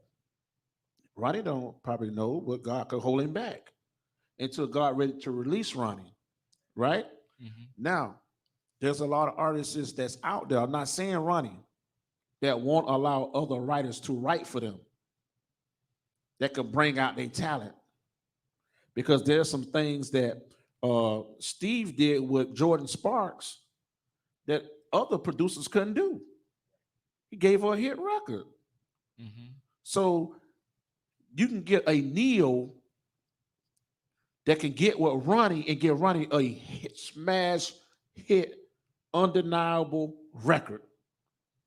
Or you can get Ronnie, who I say again, hold it, Ronnie can write his own record. But Ronnie has to focus on Ronnie. Forget trying to help everybody else. Let's just put that there. Mhm. Focus on Ronnie, and Ronnie's gonna go to the next level. Now I set that question up. That was all set up because now the flip side is I wanted to ask Ronnie Right. after hearing you, what do you think that's like? Um, I mean, the city is watching, the cameras are rolling, it's gonna go everywhere, YouTube, website, everywhere. What do you think South Florida right now holding you from being that? And you can take your time, break it down if you want to, give it how you want to. You ain't got to shade nothing. You want to let it out live show. What do you think? I'm talking about from A to Z as a whole package. What's holding you back from how you feel about the business, about what you've been through with the four, about what you've been through with the single, about what you've learned with management? I'm already answering some of the questions, probably, but I know I'm just saying. Yo, you go ahead and drop those jewels. And Faraj, you're gonna jump in there too. First off, I want to say, said I appreciate you. Um, it's not easy, you know what I'm saying? And oftentimes, the same question that's being asked to me, I ask myself, like, what is it that I'm missing? What is it that's holding me back? I like to reflect back on, the fact that, it's just, hate to use the word common, but it is to just reassure ourselves that it's God's timing, especially if you're a believer in the higher power. And I've been blessed to do so much. I've touched so much ground when it comes down to home. And yeah, I have had my moments when I've tried to figure out what is it. I I never felt like I was difficult when it came down to working with people. I always felt like I was humble enough to get the work done. When it came down to showmanship, I always felt like I was very confident on stage and wanted to give the best performance. No matter who I was on stage with, I always wanted to just leave my print on the stage. Musically, I just, for years, I've just felt like I've taken the time to pretty much polish this artist and just make it so as perfect as I possibly can, that an opportunity would come, and I thought it was the four. I thought once I Oh, yes. Let me go ahead. I've been dying to get this out. I know this is such my type of interview. I just interrupt and only on Let It Out Live show. But listen, I watched the four again. Of course, I had already seen it, but I watched it after we spoke, just to you want to kind of refresh yourself. So when when you get ready to talk about something, you can talk. right. And um, I know you heard probably 50 million times about song selection, but I don't know if you heard that. Like what people would consider that was a problem. That was probably one of the big issues of that last song. That As you far as picked- my song, as far as your song, a lot Right. of people saying you picked the wrong song. Song selection It- does it every time. and I think it just goes back to saying business. I don't want to talk too in depth about it, but I didn't even know what song selection was as I went out there. Mind you, I never wanted to go out for a TV show because I never wanted to be looked at as a cover artist. I always felt like I had my own creativity that That's I good. wanted to put out, and I Good wanted honesty. people to, embrace me for what I could bring to the table, and not every time I put out a record of mine, you know, I may get 100 and something likes in the comments are plastered with, "Hey, can you cover Luther Vandross? Hey, can you cover Michael Jackson? Hey, it's kind of That's some overwhelming when truth you right want to there. right when you want to kind of create your own legacy. You know what I'm saying? And but going back to saying that I didn't even know what song selection meant while I was out there, but I was smart enough to know that I thought that I was experienced enough to know as a singer and as a performer that it's very important to make sure that you choose the right song.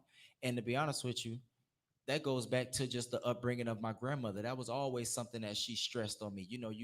If it was an older person's occasion I You was do an doing, I older knew to song. sing an older song. That's If right. it was a younger person, I knew I couldn't do a Sweet 16 talking about my girl. Probably would have been cute back at those times. But I'm just saying, Yeah. just to a crowd that could relate to it, and then just where everything would come together beautifully. And I wanted to actually, the songs that I performed were not the songs that I wanted to perform. See, So I'm glad we're here and saying See, I brought that now up. it's out. Truth, because so many people said. I mean, I don't know if they said it to you or undercover, but that was No. one. He said it. He probably said it behind your back. He probably did. But I- song selection was what they said. But I- to me, the artist that you went against, who you called out, and you called out the best. That's what you're supposed to do. right. Was nowhere, and I'm saying this live. Just not even no shade because I know him. If it was somebody that was good, I would be like, "Artist, that boy sung too." Was nowhere on your level vocally, not at all. Now, what they said about him was he knew how to choose the songs that made him look like he showed off. But Or maybe his team knew how to choose the songs. And they maybe got his cleared. team, right? But right, thank you. But So I can remember very clearly, as if it was yesterday. let's get in it. When This I is the was, extended version. We're after our time right now, but I was in rehearsal, and I can remember going over a Michael Jackson record with my vocal coach for the show. It was "Shake Your Body."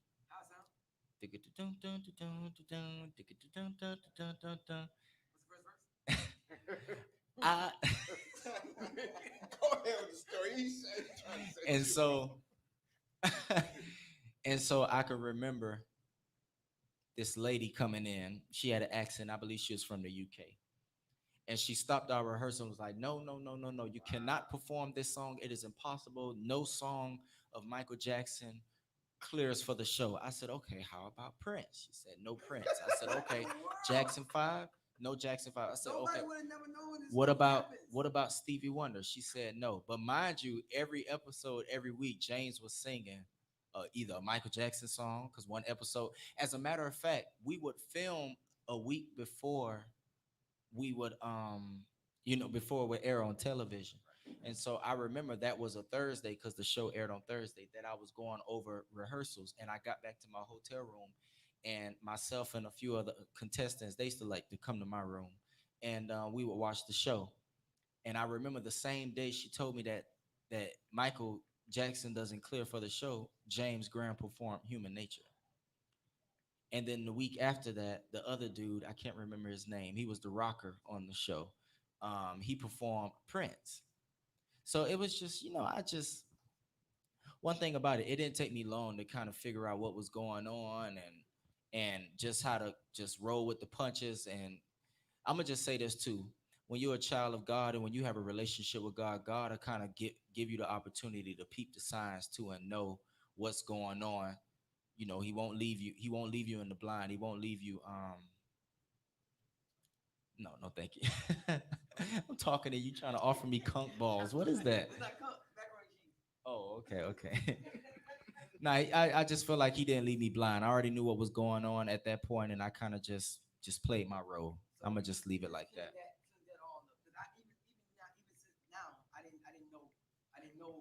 Right? You kidding me? And don't get me wrong.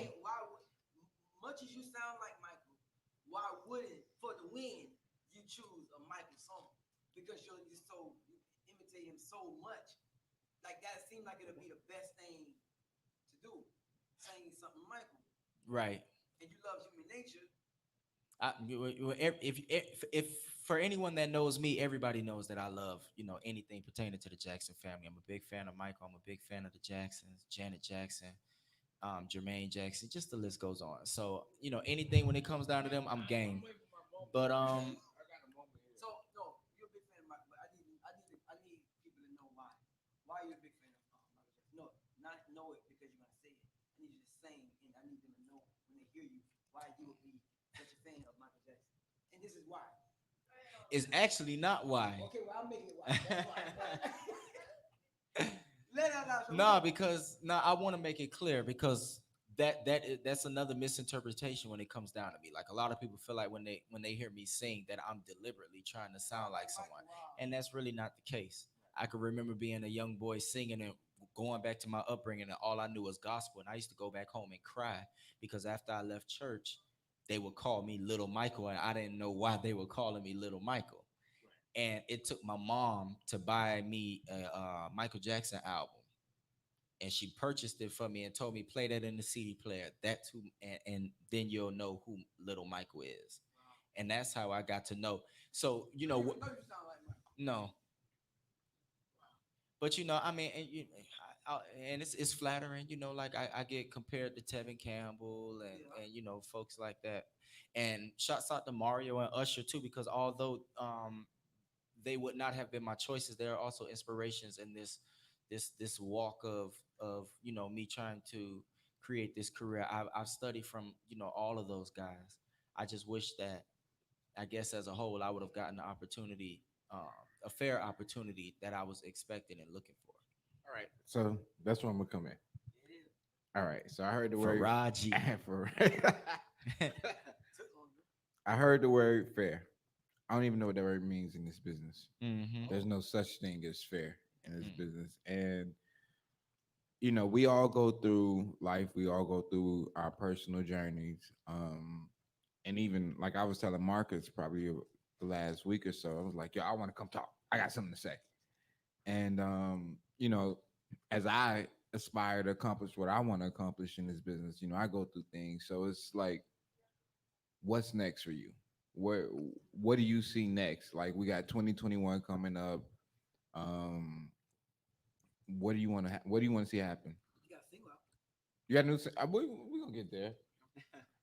But what do you want to see happen for Ronnie in these next 2 years? So I've been working on some new music, and I've been working on my first EP, produced by Neri Beats, who's a good friend of mine. He's like a brother to me. And pretty much by 2021, we're just hoping that the project come out by the top of the year, Mhm. and just pretty much just try to touch as much ground as we can. I'm trying to get myself back to the mindset of understanding that although I've been blessed to do so many things, Jazz in the Gardens, all the Overtime Festival, Hot 105, 99 Jams, the national anthem for President Obama while he was president, Right. the four. I've been blessed to do so much, but now I just realized that in a lot of ways I feel like I'm back at square one, and it's just time to get back to that street grind like I was originally from the very beginning, before things got a little commercial.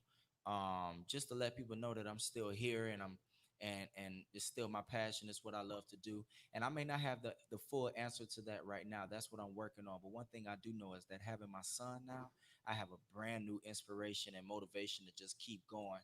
And it's funny because during this pandemic, I really haven't done any shows really, Right. but my son has been my audience. Right. And it's Say crazy no behind because to him. I sing to him, and he it's like he comprehends. It's like he knows kind of what's going on. I think he catches it from the womb. Like when he was in his Of mother's course. womb, I would just sing, and we remember every time I sung, the baby would move around. So I think Right. that he's already not foreign to music. Oh no. So It's in his blood, it's in his spirit for sure. yes. And congratulations on that again. It's Thank it's you. a beautiful thing. Fatherhood is a beautiful thing. Ain't none of y'all tell me that prior to though. No. Just like, boy, you ready, boy? You better Because sometimes we get, and that's just life. We get jaded by like the other stuff, right. and sometimes it's very easy to miss the small things in life that make it all special. Right. and even taking it back to the music, just being able to have the gift of music, being able to share that with people, that's super, super special. And I think, one thing I know about you, running, I don't say this lightly with anybody, even with I, me. I remember you commented when you found out I was gonna be a dad. You said, "Bro, you're gonna be a great dad." Oh I yeah. appreciate that. Oh yeah, for sure. Yeah. That's and that's like those are the beautiful things in life. But even just to bring it back to the music, I never forget, and I'll say this, and I can say this strongly. Even just I went down memory lane the other day, and I didn't get to you yet. You were like next, next on the list, but I didn't get to you yet. But I went down memory lane, and it was like, I've seen a lot of talent, and one thing I feel like for me, I got an ear, and when I see talent, and I hear, and I'm like, yo, it's I don't know when, I don't know how, but that's it. Hmm. And I've been able to say that with some people, some great talent that's came out of Miami. And I definitely know you have your time going and not coming. And I'm going to tell you, just go hard. Yeah. Don't let nobody tell you anything. Go hard. If this is what you want, you determine how far you go in this business. You determine what's the next thing for you. And if it's that simple. Right. From being on almost, I've seen it. I've been on I've seen some of the biggest artists right now, even today's time, Hmm. right? And they're able to even go endorse presidents now. Hmm. And so what I'm gonna Right. tell you is everybody gets their time. Right. And you know what? I'm thankful for that. Patience is a virtue, and Right. they that wait. Right. And it's Oh, like along with me waiting is also me not still fine tuning more so musically, but learning more on a right. business aspect and Right. learning how things are going. So Right. many like, and shouts out to artists that started yesterday and gonna blow up tomorrow because it's really happening like that nowadays. It can happen just that fast. Right. And you'll have somebody like myself that's been doing it, I'll say, professionally writing and recording since 13. Right. But, I just feel like so much has changed since then as well. So I have to be current business wise as well and know Oh what's yeah. going on and how and I'm just trying to figure out myself kind of in the middle of it. Right. There They was gotta be discouraging though. I mean, on one point, there was not to put a damper in them, but to what you just said, knowing you've been doing this since 13, hmm and like that much time and that much work, that much accolades behind you, and to see somebody come out tomorrow and just not I nowhere near no what you no are. no jealousy ever, Right. but only discouragement sometimes. Understood. Yes. Understood. And I have people come up to me all the time and be like, "Man, you just as dope as Jacquees," and I stop them in their tracks, and I'm like, "Listen, one thing we can't do is right. knock the hustle though, Right. and all we can do is applaud." Shouts out to him as well because I actually wrote the record on the City Girls album, and he actually recut the chorus. Right. So to be able to say that I wrote something that he performed that vocally performed in the studio was a great experience too.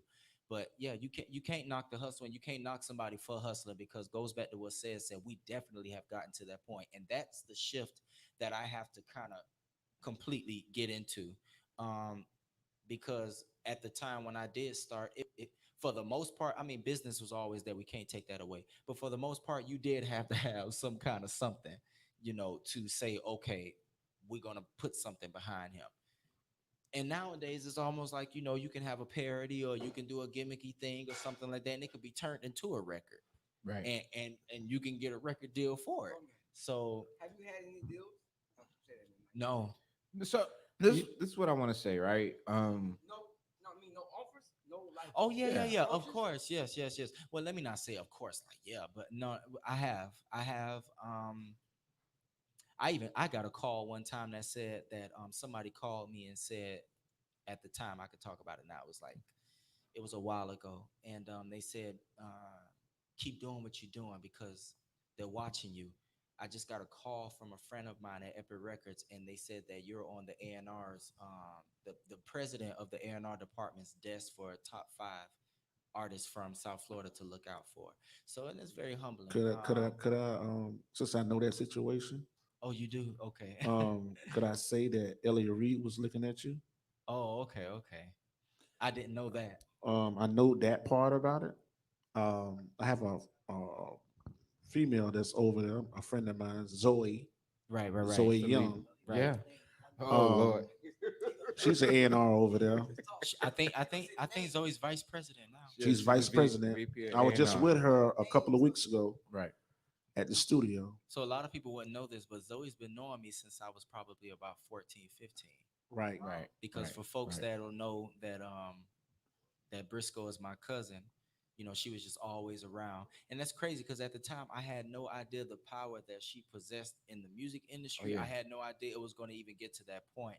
But I'm sorry, say it. Go ahead. No, no, no. But what I'm saying is, I know that situation, and it goes back to play back to this. Like I say, Ronnie is one record away, Right. one record, and it don't. I don't care if you just get on Hobo record that's on the street corner. Right. I ain't charging you. It can blow up. You never know what could take off and what not to take off dealing with this thing that's called the music business. Right. I'm gonna say this, and I remember L.A. Reid was still know him, L.A. Reid. Mm-hmm. He has a music ear because he was a musician. Right. Right. So he knows the sounds and this and that. He looks for a certain sound. Right. Ronnie was on a list that supposedly took place. I don't know what happened with that situation, but I do know this. I know about Ronnie with the Jacquees situation with the City Girls because I was at Hit Factory Studios when he was over there recording it. Okay. I figured you was too. I'm gonna just Yeah. throw that out there. Yeah, I was over there when he was recording it, right? Mm-hmm. But the look on his face when he heard the record, who is this? Wow. Right. You see what I'm saying? So you got to look at, you never know who's watching. There's a lot of people that don't know of Ronnie VSOP that need to know who Ronnie truly is and what he possesses and what he can bring to the table. Right. I'm going to say this. I remember a group that Usher Raymond was in. Mm-hmm. They called was New Beginning. Mm-hmm. And they was in Fort Lauderdale. They came from Chattanooga, Tennessee. They came to Fort Lauderdale, and they were signed to Billy Hines, right?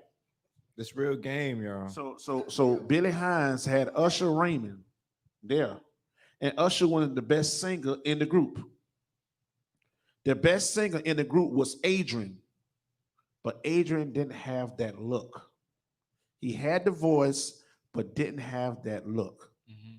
So what happened at that time, the manager was Darryl Willer.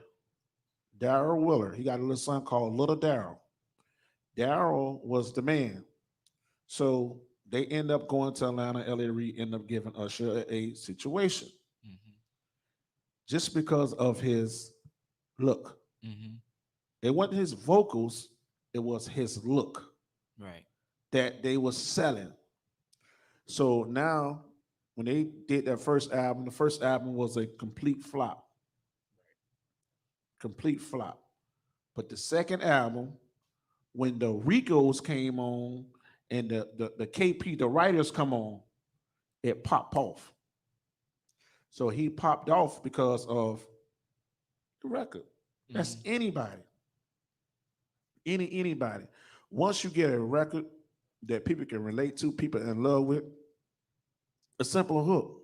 Kiki, are you with me? Are you that every little kid, grown up, old folk, young folk, middle-aged folk was going crazy about a Kiki record. Not only a Kiki old time, country road, they was going crazy. And now, say for instance, like I was just talking about Jackie O. Jackie O made a very, very, big point. She said, I had 3 deals, but I never had a machine behind me. Mm-hmm. Now, to me, Jackie O was one of the best female rappers out there at that time. Could nobody touch Jackie nowhere whatsoever. Facts. So I must tell this story real quick. I'm gonna be real quick with the story. When Nicki Minaj had first came to Cash Money, it was a young lady by the name of Black China. Mm. Black China supposed to came out before Nicki. Nicki got a style from a young lady out of Miami. I'm not gonna call her name out, but she took her style and ran with it. And when she ran with it, she took off. Right. She took off. Jacquees sat at Cash Money for 5 years before he even was even heard. I didn't So, know that. so, I know about that. so He was signed. he was signed and he sat there. So, But they were saying he was gonna be like the next Michael, right? so they had him projected to be this person, but they couldn't come up with a record. You understand what I'm saying? So it takes a record. So that one record popped off, bad record, boom. Everybody know who Jacquees is, right? Jacquees sound good. He sound damn good. You understand what I'm saying?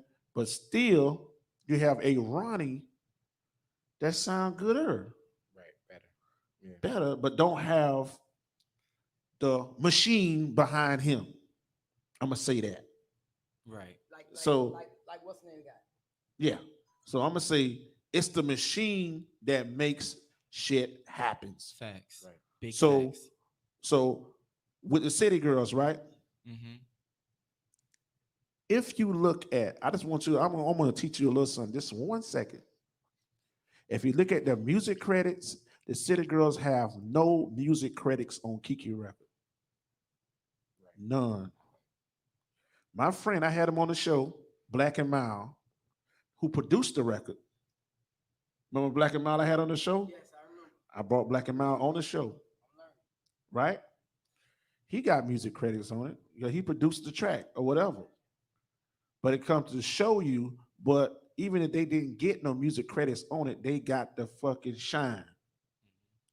So you can hear the City Girls on that motherfucking record and they killed it. Period. They killed it. And it became a signature in a lot of people conversations. Mm-hmm. You know what I mean? So it's all about making an impact. And I feel as if Ronnie have made an impact, it's about timing, man. Right. And Ronnie, I love you personally. I personally love you. I'm telling you to your face, I love you. I love you as a person, individual. I love your talent. Right. And I just think that it's just God. Yeah, You know what I mean? It's just God. I agree. So again, it's some things that Ronnie just, I'm gonna say, not that he's cocky. I just say humble yourself. If someone say, Ronnie, I need to get you on, you never know what could happen. Mm-hmm. I remember we was in a major meeting. I'm gonna tell you what happened. We was in a major meeting with Kenny Littell. He was the VP Vice President of Sony Records. And we went in there for meeting for one artist. He didn't even want the artist that we was meeting about. He wanted the person that was singing on the damn hook. Right. The whole everything shift. We go, hey, we having this meeting. He like, oh no, who is this person? Mm-hmm. I want this person. But at that time, things didn't happen for that young man. I'm gonna call his name out. I can do that. His name is Brian Holton. B-Ron, Brian Holton. From right here, Brian Holton would tell you this same story. Sony Records wanted to sign this brother, but the brothers that had the label didn't want Brian to come out because they didn't have him on a contract for one, Right. and he didn't produce that record.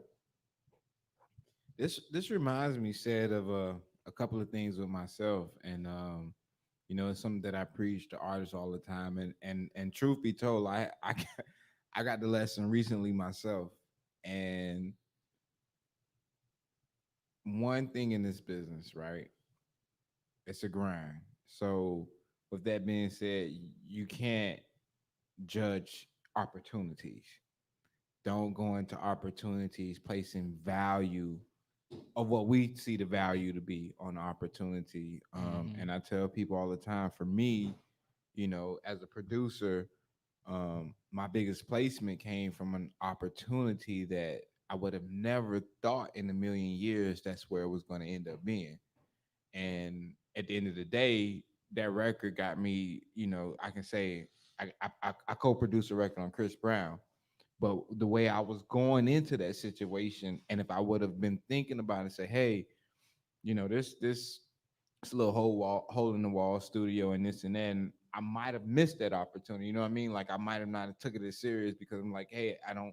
In my mind, it's not that big of a deal.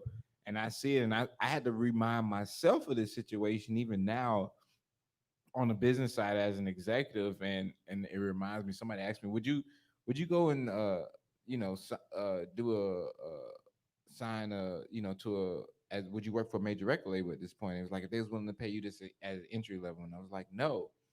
And the last situation I was just in, Marcus knows about it. I kind of shied away from what I know was right, what was working, and what I should have been doubling down because I place value on the opportunity, thinking, hey, this is going to get me closer to the goals that I want to accomplish in this business. And I'm like, yo, after it all came and played its part, I committed the cardinal rule that I tell artists all the time: don't judge these situations, treat everything the same. I heard Ray Daniels say the other day, you got to fall in love with the process. Don't fall in love with the goal. Don't fall in love with wanting to get that plaque or wanting to get that number one record, but fall in love with the process. That's everything that's about getting to that point. Right. And if you fall in love with that process, that's what's going to inevitably get you to that goal. Right. Yeah. So you guys been dropping like major jewels from Sid, just giving the inside scoop to Faraji, two music gurus, and now we got Running VOP on the show. Let It Out live show right here every Wednesday, 7 to 9. GG's. We're in the building. Definitely sponsored by and the only. We only drink GG's wine up in here. Uh, signature wine, GG's signature wine. I recommend. What am I drinking? The key lime Riesling. I recommend it. That's what it do. It make you forget what kind you're drinking. So definitely I recommend the key lime Riesling. Shout out to Gigi. Shout out to the whole staff, man. We in the building every Wednesday right here, 7 to 9. It don't get no realer than this. The restaurant is fully open. Yes, you can come in, order your food, pick your head in, see what we're talking about, and leave all at the same time. Big ups. We're here every new home, every Wednesday, 7 to 9. Big ups to Running VOP. He's in the building, and it ain't over yet. I just had to do the interlude, pay the bills, commercials. You know what I'm saying? Big ups to our missing co-host DJ Ty. He had some emergencies tonight, but he'll be in the building every Wednesday right here with us, 7 to 9. Big ups to my co-host DJ Baby Said. BA to the BY to the bubble. To the bubble out, the bubble out, the bubble out. You heard me? Hey, but I want to say this. We're gonna make him sing too. Say a little bit before he goes. I want to say this. Sometimes you don't prayed about something. No, I'm gonna say this. Sometimes, Ronnie, you have to get out and explore opportunities. Sometimes it's good to just get up and go and shoot to LA or New York, shoot to any major event that's going on, because you know what I'm gonna do. This is what I'm gonna do. I knew it was coming. No, this is what I'm gonna do. And you was with me, Marcus, and you my witness. Yeah, now. I know. I'm not gonna sit here and lie about this. Epic Records, Universal Republic is having a showcase at Terry Elliott spot, Ark of the Covenant, on December the 12th.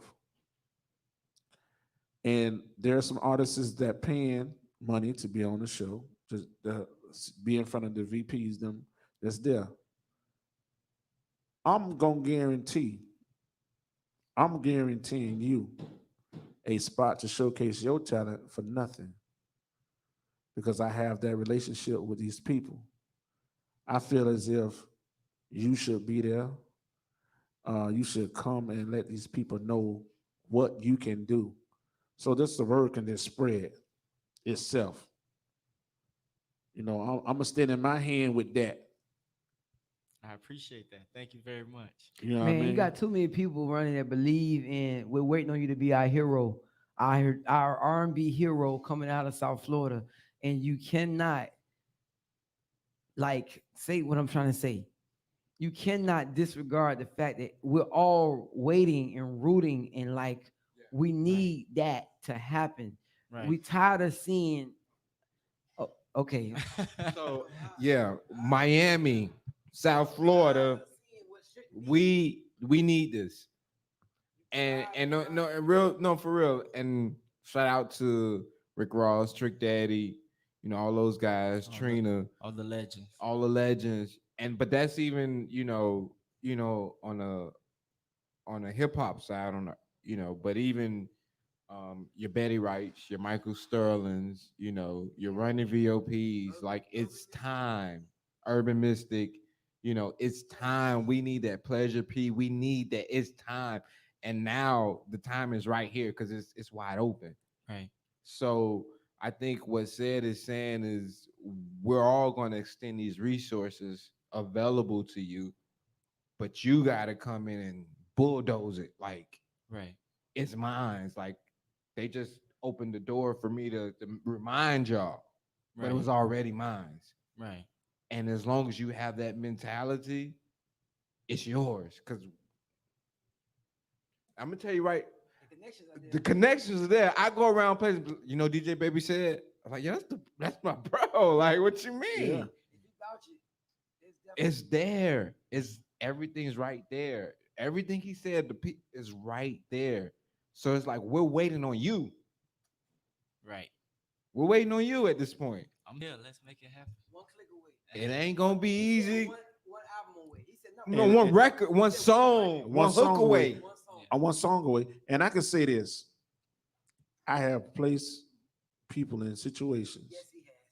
That messed up their situation. beautiful situations, that I think if I would have placed, I know for a fact, if I'd have placed a Ronnie in that situation, Right. it'd have been a whole different situation. The likes of Teddy Riley. Teddy ain't seen no Ronnie No. No. The world. that will fall in love with Even on the floor, they a Ronnie, that will fall in love with a Ronnie and want to produce, because you will remind him of Tony Thompson. Mm. And Tony was a very talented guy. He was the lead singer for the R&B group High Five. Mm-hmm. And that will put him, and that placed me in, you placed me in the mind of Tony. Tony didn't try to sing. Ronnie don't be trying to sing, but No, that's what I'm saying. he don't have to That's exactly what I'm saying. be going through all the motions to sing. Right. It come naturally. Natural. Right. When it comes natural, things can happen. And Faja, man, I appreciate you, man, and love you, brother. I had conversations with you and this brother over here. And I tell y'all the same. I didn't sugarcoat nothing with near one of y'all when it came to brotherhood. Right. Yeah. With brotherhood, I'm not going to take nobody's side. Yeah. It's going to be, we're going to do this as brothers. And that's the way we're supposed to be, as brothers come united. And I was so happy to see y'all. And I'm so happy now. I used to know how I feel in the inside, just to see and hear Fridays come on the show. And that, it brings about joy to me. Yeah. You know what I mean? That's growth. You know? And we all gotta go through that. We all learn from our mistakes. We all think we know, we think we're in the space, and we don't know nothing. And you learn, you grow, you understand, and then even now more than ever, like you start to realize the important things in life, Right. what really matters. Family, friends, and loved ones. We can have our desires of our hearts at the end of the day, but once you really start to understand and identify what matters, and have those people around, because again, and you're gonna see it, we know, like the further you go, the deeper you go, to have people that you can just kind of say, I can call that brother, I can have a conversation with you. that's invaluable. Right. You know what I mean? And one thing about you said you were always there through the mist. You were like, Hash it out, man. yeah, you were always Hash just it like, out. it's I don't gonna, want to hear that. I don't want to hear it's it. gonna figure Hash it out. It's gonna work out. It's gonna work out. It's gonna work out. Straight up. And I would tell you guys, like, one thing about me, I'm real. You know, I go through this every day. I deal with a lot of people. We all do. But when you have people like that in your corner that you know you can just kind of go to and you can have that conversation with, that's invaluable. That's important. You know, so I'm gonna let somebody else take this mic. No, I'm Y'all gonna got say me in this. my feelings now. No. I'm gonna say this, right? I'm gonna say this. It's yeah. Ronnie gonna do it, but what I'm saying is this, right? I'm gonna say this. Oh yeah, somebody calling. That it brings about a change when you can sit down as brothers and men things. Everything ain't peaches and cream. Ain't gonna always be peaches and cream. But as men, y'all handle things on a great perspective. As young men, as black men, you know, we have to defeat the denominator of going against each other. Right. You know what I mean? So if we come together and you call the name out, and that's a real good friend of mine, Ray Daniels. Okay. He was at Epic, Right. and he was the vice president over there.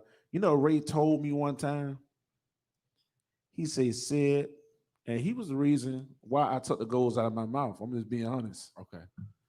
Ray told me, said, if you take them goals out your mouth, we can go to LA and get some money. That part. He told me this. He said, bruh, if you take them out your mouth, I'm going to show you how to get some money.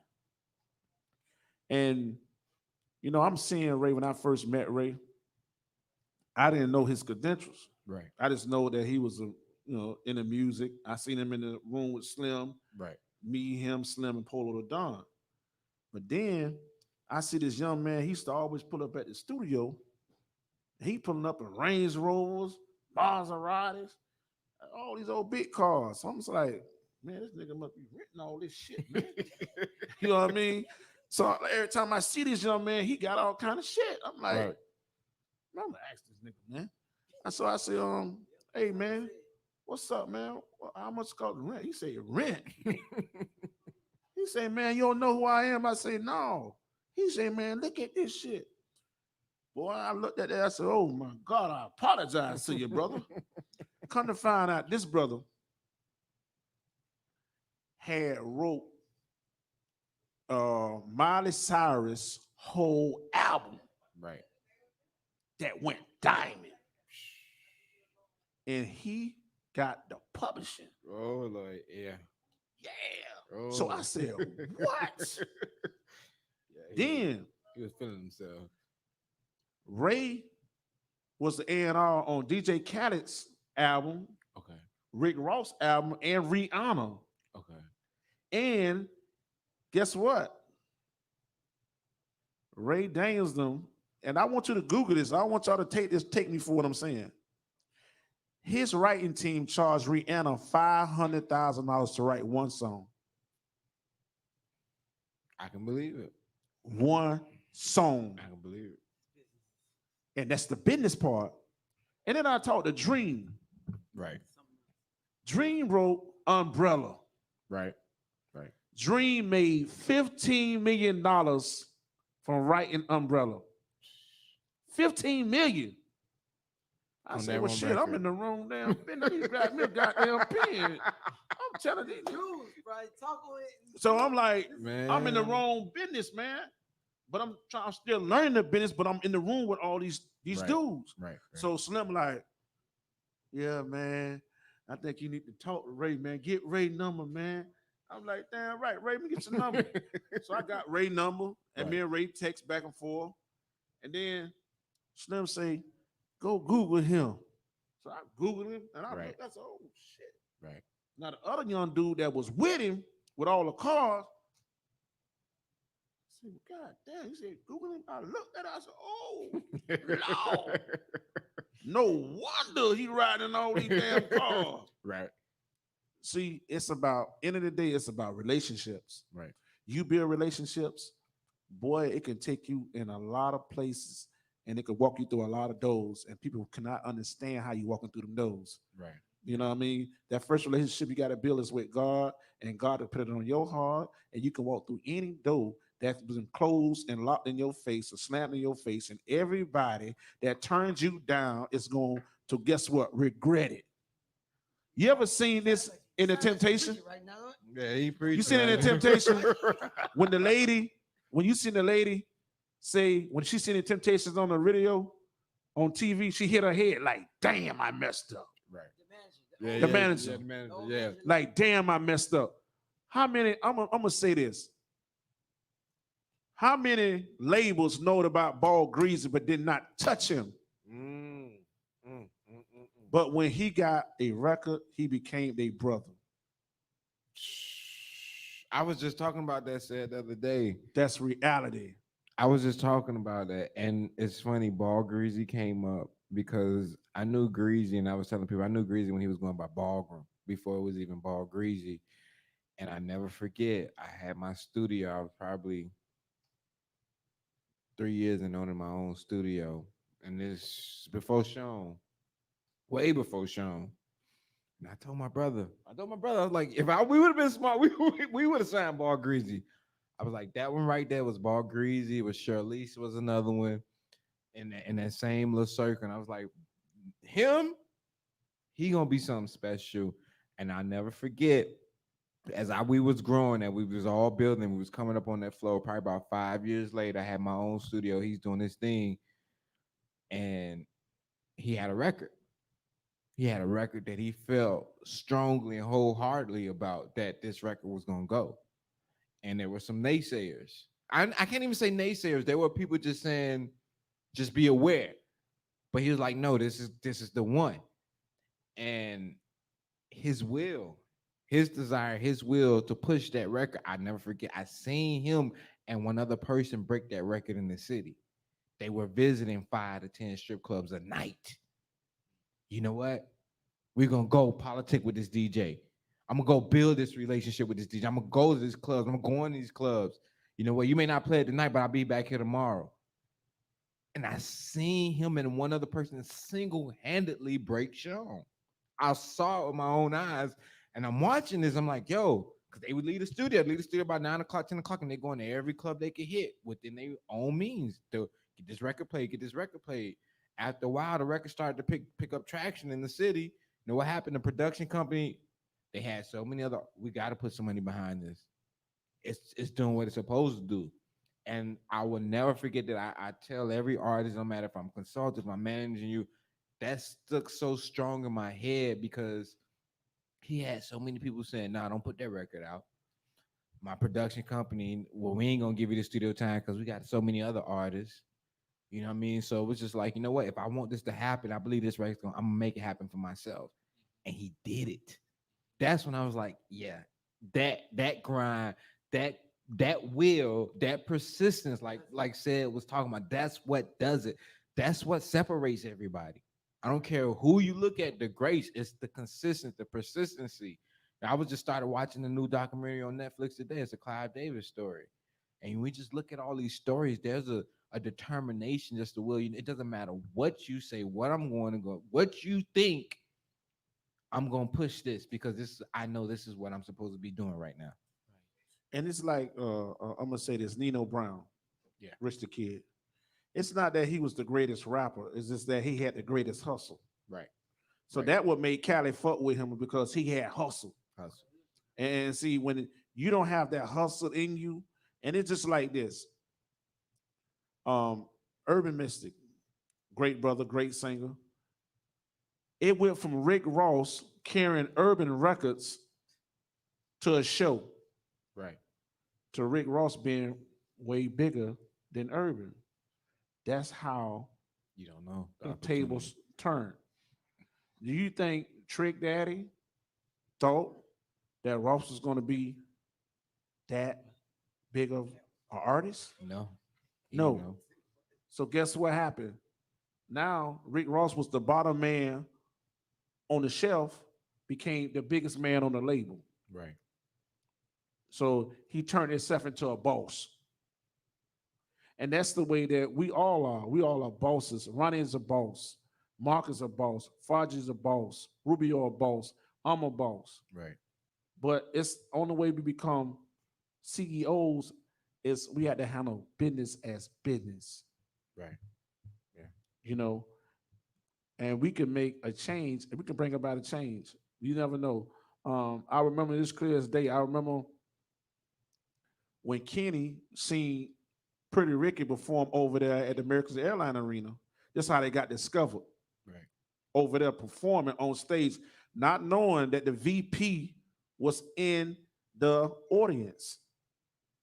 Next thing you know, there go Pretty Ricky. You're right. Grind on Me.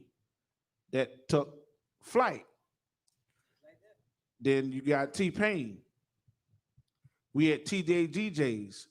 TJ said, I need all DJs to get on this record. 2 months later, he on top of the roof saying, I'm sprung. So that shows you how it can work. And Ronnie, man, I appreciate you, man. We appreciate you for Yes, coming. we do. For And, sure. I appreciate it. Giving us the exclusive. and you know what? I have a different thought process now Wow. because I was saying that Ronnie picked the wrong song. I didn't know that they were going to allow you. So to it was sing him them that said songs. it. I didn't want to say that in the Right. beginning, but he said you picked the wrong song. It wasn't me. Right. He said that. I said the wrong. Me I myself just personally. repeated what I heard him say. I said that Ronnie picked the wrong song. No, it was because- more than you though. It was Yeah. that was a trend thing that was said. Oh, he Right. picked the wrong song. He picked the wrong song. Right. But I'm like, okay. When I heard the other dude, whatever. Anyway, you're back, baby. Baby there. Baby's had. Baby's here. You're a dad now, and you're touching a little bit. Let's see what it sounds like. And you're back. And we're proud that you're back. And we it's time to work. It's time to get to work. Definitely. Hey, I'm talking to y'all. Let It Out Live show. We did a little. We went a little deeper in time. Exclusive from Running VOP from the four from I mean shows after shows. Miami's own one of the longest running singles that was on. What that is? They said. Let's change this up real quick while we end this show. We're gonna end it like this. Take your Okay. mic over there to Take your mic over there to Faraji. Take that mic. Take that mic over there. Yeah, just walk that mic over there. Running, you can stay right there. I just need that mic to pick up that piano. That mic right there. Rubio, make sure you're getting all this. This is what we do at the Let It Out Live show. Unplanned, unhinged. We got Running here. So while he's in GG's in the studio, we miss him so much, man. We so happy he's being the greatest dad he can be. Thank you. You want to try A flat, Faraji? Oh, he's giving keys out. Huh? Huh? Pull the whole wire. Lift it up.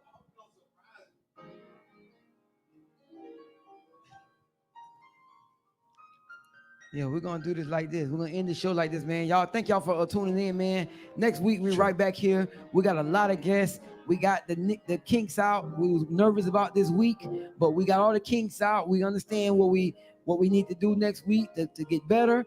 And we shout out to Gigi, shout out to Simone, shout out to the whole staff. Right here, Gigi's. We here every Wednesday, 7 to 9, the Let It Out Live show. Shout out to our in-studio, in-restaurant guest. And he has a mic. And Faraji, no, put it, Faraji, tell him where to put it. Put the mic in the inside, like. They got a whole bunch of stuff on this. Just hold it, like, yeah, it'll catch it. It'll catch the sound. Running, man. Show people why they call you the best in Miami. I have no idea what Faraji playing? That sounds like funeral. He said you work at the funeral home, so I mean, sometimes he playing funeral music. What do you want him to play? What do you want him to play? Would you mind? You're just gonna throw your single out there like you're supposed to know it. Faraji, do you need to hear it? We played it a few times though. Your phone over there, Faraji? We're gonna do this like real time on the spot. It is, but it sounds like it's a little out of tune. Yeah, you probably have to catch that piano. It ain't gonna catch you. You gotta catch it. But that's a good thing. We hear this live, man. We hear Faraji just walked over and just got on the piano in the middle of ending the Let It Out live show. I know y'all waited on this all night.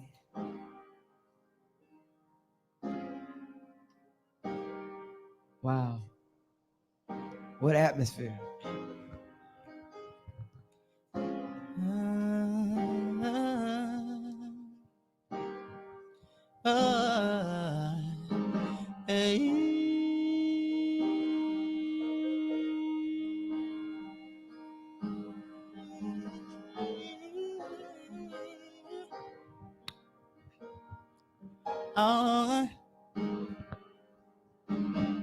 Baby, would you mind if I picked you up on a late night cruise, just me and you? There's nothing else to do.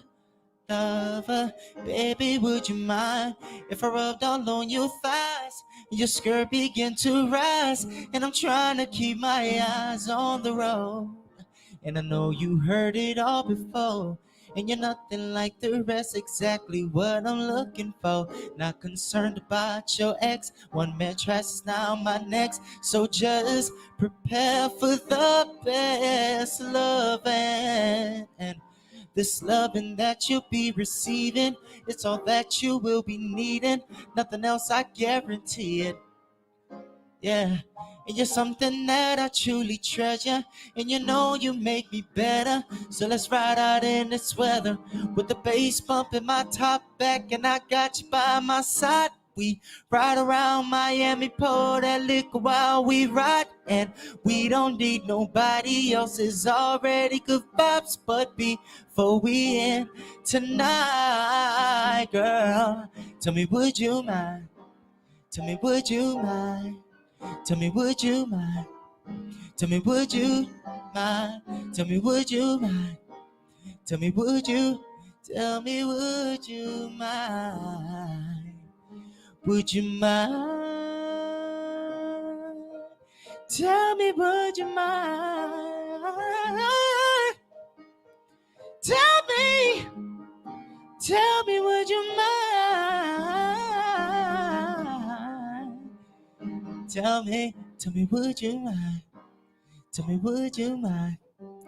Tell me, would you mind? Tell me, girl, would you mind? Tell me, would you mind? Tell me, would you mind?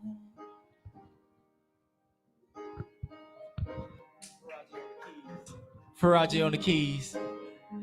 That was sexy Let it as out shit loud. right there, man. That was some sexy shit right. Hey, say it. Boy, I got some things in my mind right now. Boy, I got some plans. That was just the whole setting. It was just hot.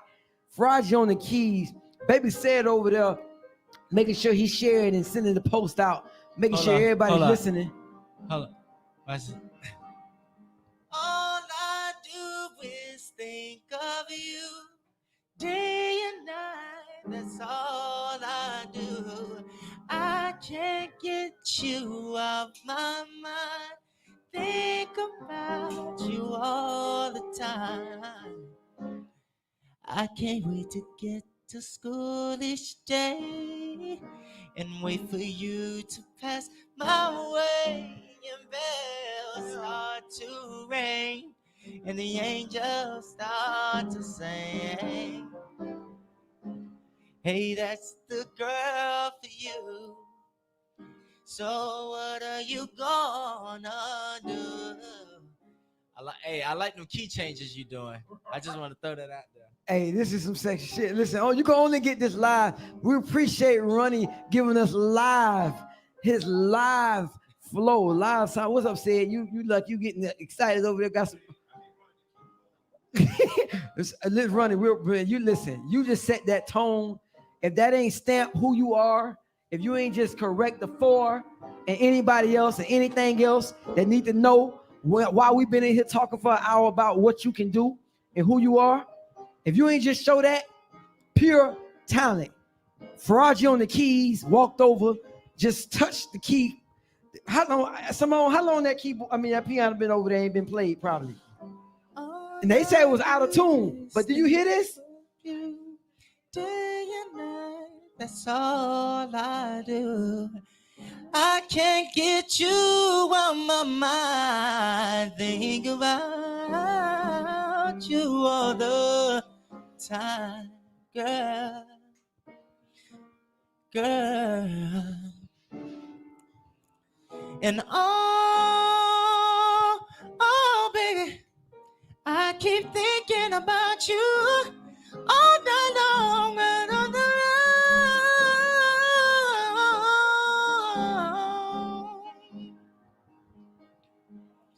Think of. All I do is think of you day and night. And I can't get you off my mind. I think about you all the time.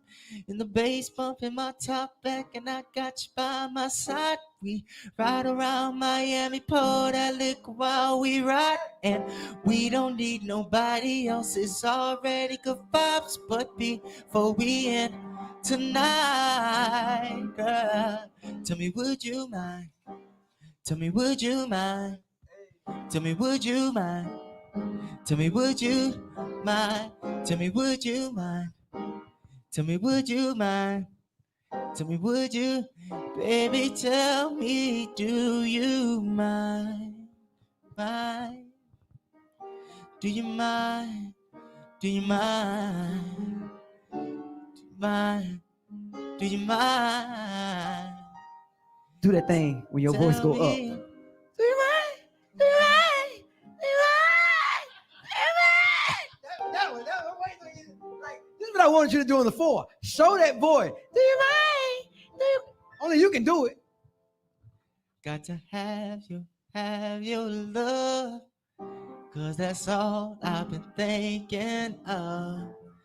Got to have your love, because that's all I've been thinking of. Tell me, do you mind? Tell me, would you mind? Tell me, would you mind? Tell me, would you, baby?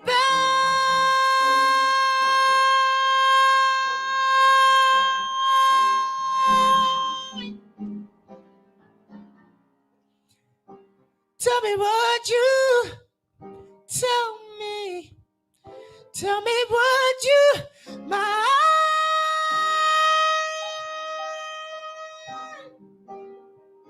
Tell me, baby, do you mind?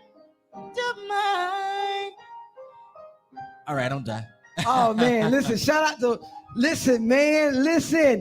Shout out to Running VOP, man, showing y'all just why we say top 3, top 2.